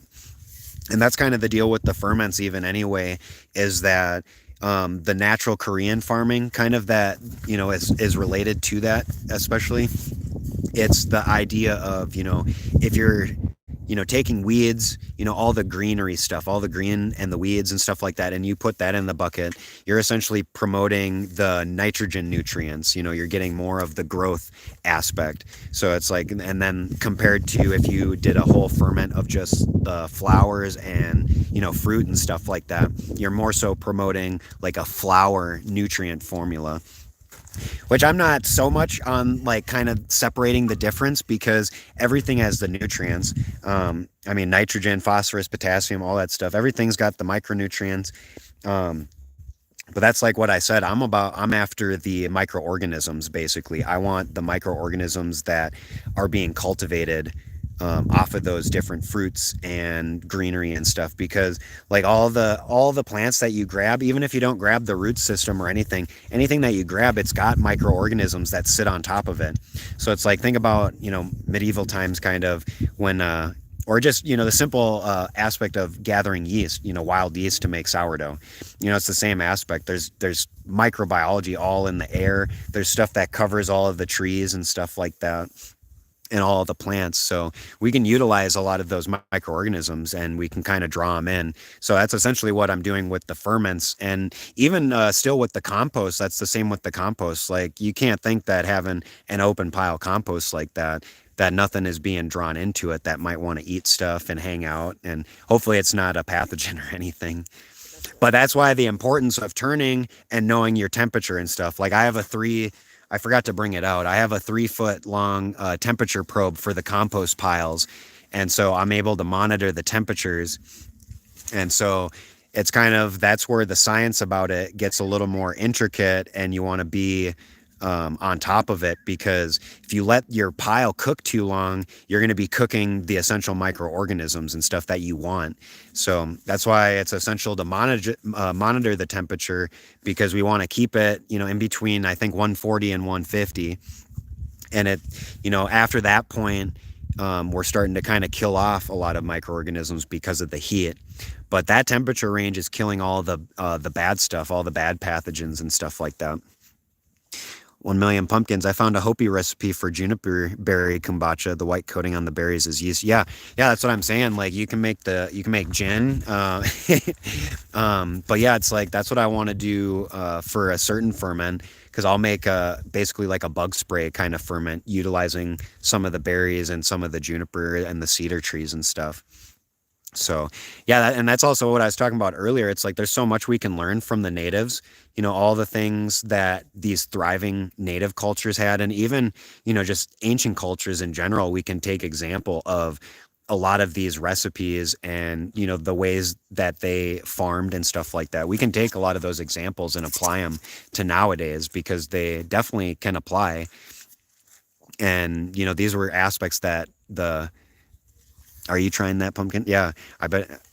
Yeah, you should definitely try it. And, yeah, definitely let me know in the comments, maybe in whatever video, if you do it. Because you can make, I mean, that's kind of the thing, like a kombucha, like it's the bacteria that you're cultivating. So um essentially, you know, some of the stuff that we're doing here, like especially the fruits, like you essentially can make your own kombucha that way. um because a lot of the kombucha, it has that lactic acid bacteria. Juniperus monosperma isn't preferred for gin, unfortunately. I just tasted some nice ripe ones and they are tasty. I see. Okay.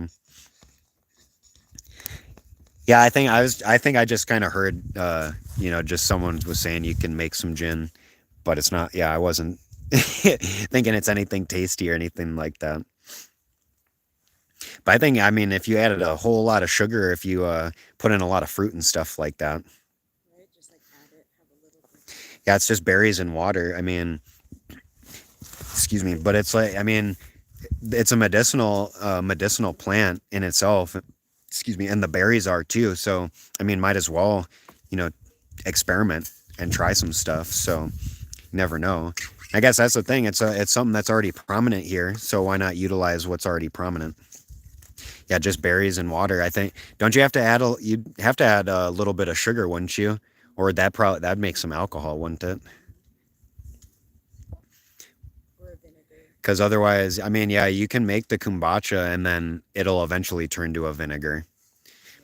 Yeah, and then yeah, too many berries. Yeah, you gotta be careful because it's like too much of a good thing. We just have a lower tolerance to it. So yeah, you can't eat too much. Otherwise you're gonna really clean out your system.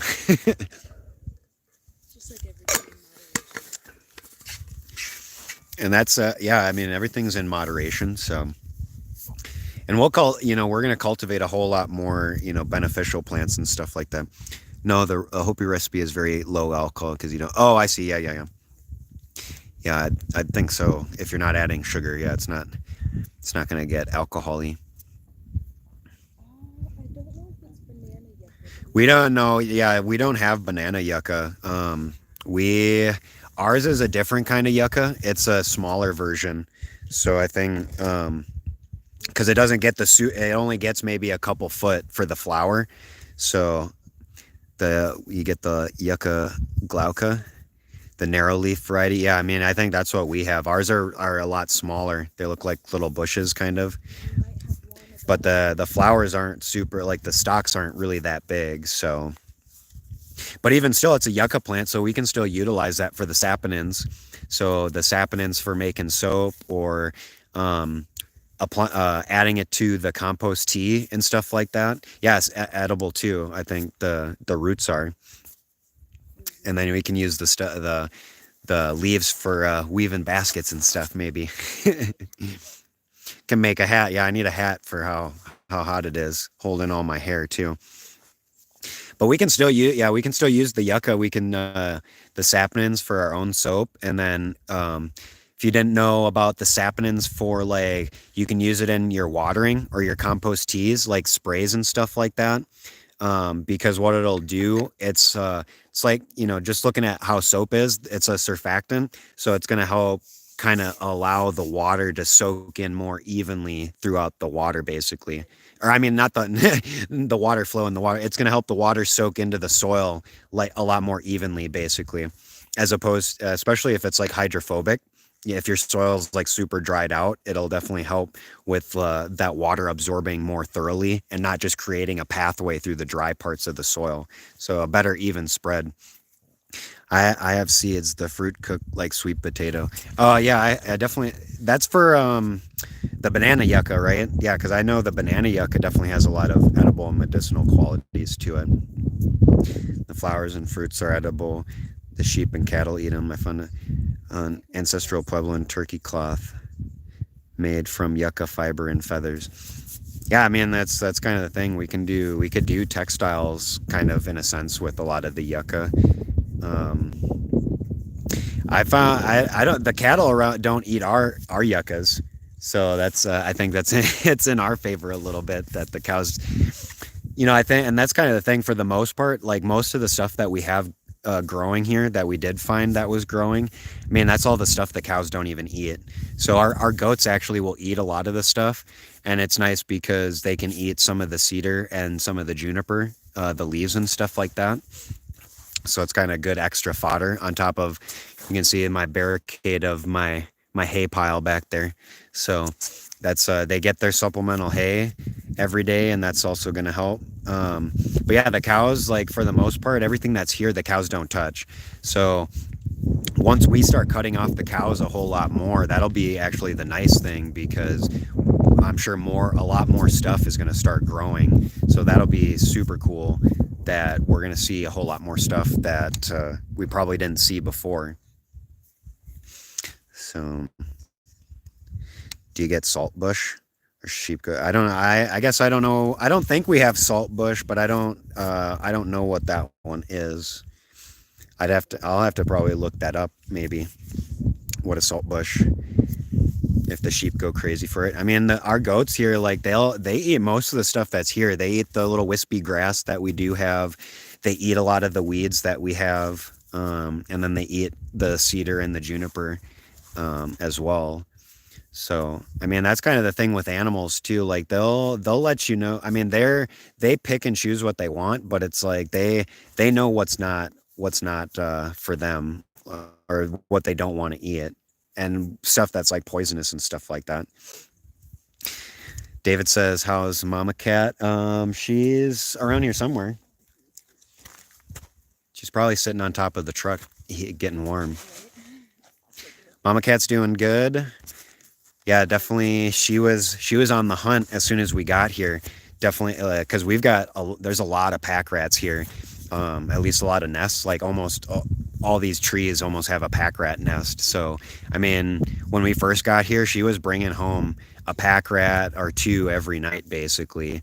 And then it got cold, so I think she's been getting some birds and stuff like that. There's a lot of birds that have been flying around. A lot of the little chickadees, but the cows don't like the saltbush. We also have at least 5 grasses, including blue grama, which is ice cream. Yeah, that blue grama grass. That's something on my list too, because I think only right now. I think the cover crop I've been spreading, it only has ryegrass in it, so it has winter rye. So that stuff will do pretty good, just because it has a little bit broader leaf to it, so a little bit better photosynthesis. So you could think it's sequestering that much more carbon than the regular grass.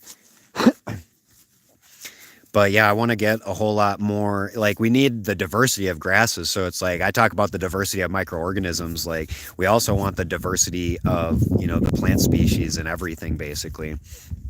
So yeah, I'll be looking at kind of grasses and stuff like that.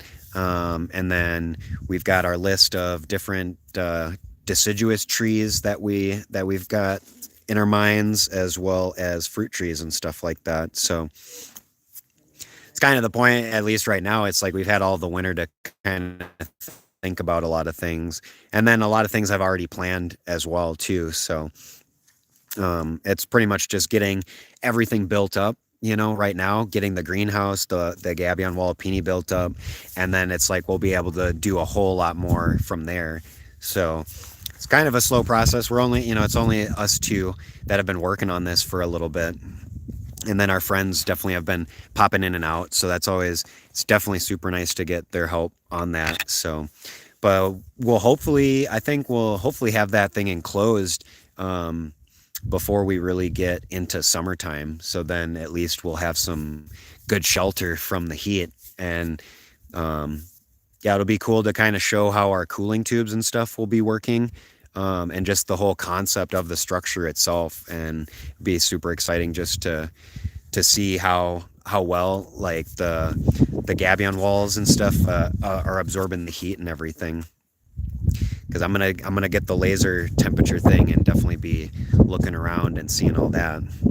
1 million pumpkins asks, how about wolfberry? I don't know. I don't think we have wolfberry. We have the barberry plant that has like the holly leaves to it. That grows around here. That one's actually a good medicinal, and we can eat those berries. Um, but you said, what else? You said it didn't taste very good to us, but the sheep like it. Yeah, I mean, that's kind of the thing. That's why I like the goats, because it's like all the stuff that you'd think that isn't very good, the goats just munch that stuff right up. So, much longer will you be living in the RV? Well, that's why I was saying how everything's kind of planned out. I'm thinking that there'll be coverage for us, but before it gets too hot in the summer. So that's like kind of part of the plan. That was part of the plan, at least, with why we moved down at the time we did. So it's like we're not coming here in the middle of summer and getting cooked.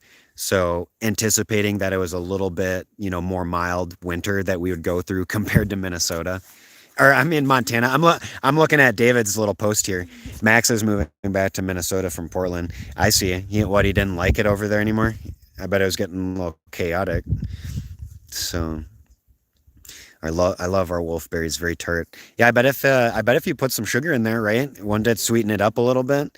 Or if you squished up some strawberries in there or something. Because I'm excited for, I think we're going to be trying to do like fruit roll-ups and stuff with all the fruits that we'll be growing. And we've already got our strawberry plants, so we'll be ready to plant those soon. So I'll be excited. I wish we started younger. At our age, 50s, building projects are harder. Your construction projects are thrilling. Yeah, appreciate that. 1 million pumpkins. Super grateful. Yeah, to start early. Yeah, I mean, we started at our old property in Montana in 2016. As April 2016 is when we moved out there. So yeah, I don't know what wolfberries are. I'll have to look those up and see, because if they're growing over by you guys, I wonder, we should be able to grow them here then, right? So maybe we haven't seen them, because I was here in May for a couple weeks, but then we didn't really move down here until September. So yeah, we'll get the full scope of everything. I mean, we had this nice week of rain and all this snow, so everything will be super moist, like the ground and the soil. So hopefully see a whole lot of stuff growing. I mean, at least from what I saw in May, there was a lot of flowers and stuff. Wolfberries are goji berries. Oh, I see. I see. It's just I see. It's just a different variety. Is that all it is? It's a variety of goji. So yeah, maybe that'd be cool to be able to grow some of those over here too. I mean, we want to grow everything. We want to have the food forest, So, so experimenting is kind of the key. Show us the building, says David. Yeah, I wish I was up at the build site. But I'll be making. I definitely need to kind of finish up my editing. Oh, they're a nightshade, a deciduous thorny shrub. Oh yeah, that'll be good for bordering, so keep the cows out. Yeah, we'll use more of those. Nightshades are good too. I mean, not all nightshades are bad. Yeah, nightshades actually, that's what they use a lot of making for their e-juice, like for the nicotine juices and stuff. They'll actually use a lot of the nightshade plants more than like the tobacco plant for making the nicotine juice. So it's like we could extract our own nicotine here without growing the tobacco plant. But can't show you the building, David, because that'd be a little bit of a walk, and everything's snow covered right now anyway, until it's all melted off. So there's really not much you can see. I did have the little short. I showed just like the snow for the rain catchment. Show something cool. Yeah, you are getting shown something cool. My face. But I'm down here today. That's why I'm not at the build, partly because it's snowy, but also because I had to definitely work on a lot of this stuff. I needed to, we had gotten all the fruits and stuff, so I needed to get all of that ready. And then also getting the compost situated back here. Because we need to get that going, so then we can start gardening basically. So, and that's kind of the thing. We can't really mess with the garden space that we're going to be doing up there until the snow all melts. So we still got a fair amount of snow going on. That's where Nico was sitting. But it's like we still got all this snow. Isn't that cool enough, David? Isn't it cool enough? We've got blue sky. It's like 50 degrees out, and we've got a little bit of snow at least. So yeah, I'm editing. I'm trying to edit that one video that I'll probably put out maybe later in the week. I mean, I'm kind of trying for right now to keep on my schedule of at least like one video a week on Sundays here. So just partially because, you know, some of the stuff, you know, it's so repetitious, like what we're doing. That was pea cool. Are those orange? No, those are grapefruit. One box has oranges and one box has grapefruit. So I'll actually make like a pest control with the peels on the oranges and the grapefruit. So I end up making like a pest deterrent with the peels, since those are more of the citrus peels, and with the oils that they have. So then I'll use the inner, like the fruit pulp and stuff. Those will go into a separate bucket. So that'll actually be more of like a fertilizer, you could say, compared to the peels will be more of a pest deterrent. So just more natural. But yeah, the build, we'll be able to get back to the build once everything melts off a bit more, because we can't pick any rocks up and stuff like that. So we have to actually, penicillin comes from citrus peel mold. Yeah, that's super true. Like a lot of the ferments that I do, if I had a microscope, I'd actually be able to see. But like most of the ferments, you know, we're creating penicillin. So you would be able to know if you looked under a microscope more so. But at least from the stuff that I was reading and watching, like a lot of times, like the white film and the white mold you're getting has it has that penicillin to it. So essentially, we're making our own antibiotics over here. I bet you love getting 2 uploads per week, David. Yeah, the only reason like things have been just like a little slow, more so, just it's the middle of winter for us still. You know, it's still cold. It still gets cold, and the sun still goes down, and it's not like we've got extended daylight hours. And then on top of, we've got farm chores to do. We've got the goats to rotate, the chickens to rotate, everyone to feed, everyone, and stuff like that.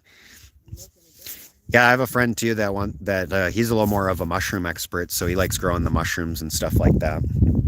So we'll try and I think experiment a bit more with mushroom growing and stuff like that. That would be super cool to get more shrooms and stuff, different edibles and whatnot. So yeah, the build is definitely, yeah, well, hopefully the middle of the week. I mean, everything's melting off today. It's still like 50 degrees out right now. So hopefully everything will be melted off and we can get back to the build. Because I mean, I'm just as eager to get things. What are your animal husbandry? 1 million pumpkins. Yeah, we're just trying to build up, you know, that level of kind of regenerative, you know, where it's like, it's providing us. And then it's hopefully, I mean, I think we want to get to a point of abundance, you know, where it's like, we're almost figuring out, you know, we've got 5 more kids, 5 more goats or whatever. Like what can we do with these? So, but our goals, yeah, we have Nigerian dwarfs, for all of our goats. So we, yeah, the goals more so are getting self-sustaining, but, you know, being regenerative about it, where, you know, we have that excess where we're able to start selling, you know, selling the kids, or, you know, being able to donate kids to people that are wanting to start, you know, their farm adventure. So what are, yeah, animal husbandry goals. Yeah, we do want more goats and stuff, because then, and we kind of we do probably need another male and maybe another female, so we can, because we need to kind of spread out our genetics as well. Like, we don't want to be inbreeding the goats over and over and over again, for sure. So how am I doing the roof? Buying beams? What do I got to buy beams for? Look at these perfect cedar trees. When you go to the store, you're going to buy the cedar wood anyway, right? So we've got a lot of trees, and, you know, it is quite hypocritical, you know, of the grow tree Organics channel. We're cutting trees instead of growing trees right now, but we'll be cutting specific trees for the posts. Love you too. Tell Nika I said hello, and really nice seeing her in videos. Kind of ironic I'm not really in my own videos. Yeah, thanks for showing up, Kelly. Appreciate it. You have a good day. Appreciate your support to the channel too. Yeah, Homestead Kelly's been on for a long time. I thought maybe they weren't long enough. Oh, you're talking about like the posts and stuff? Keys. Yeah.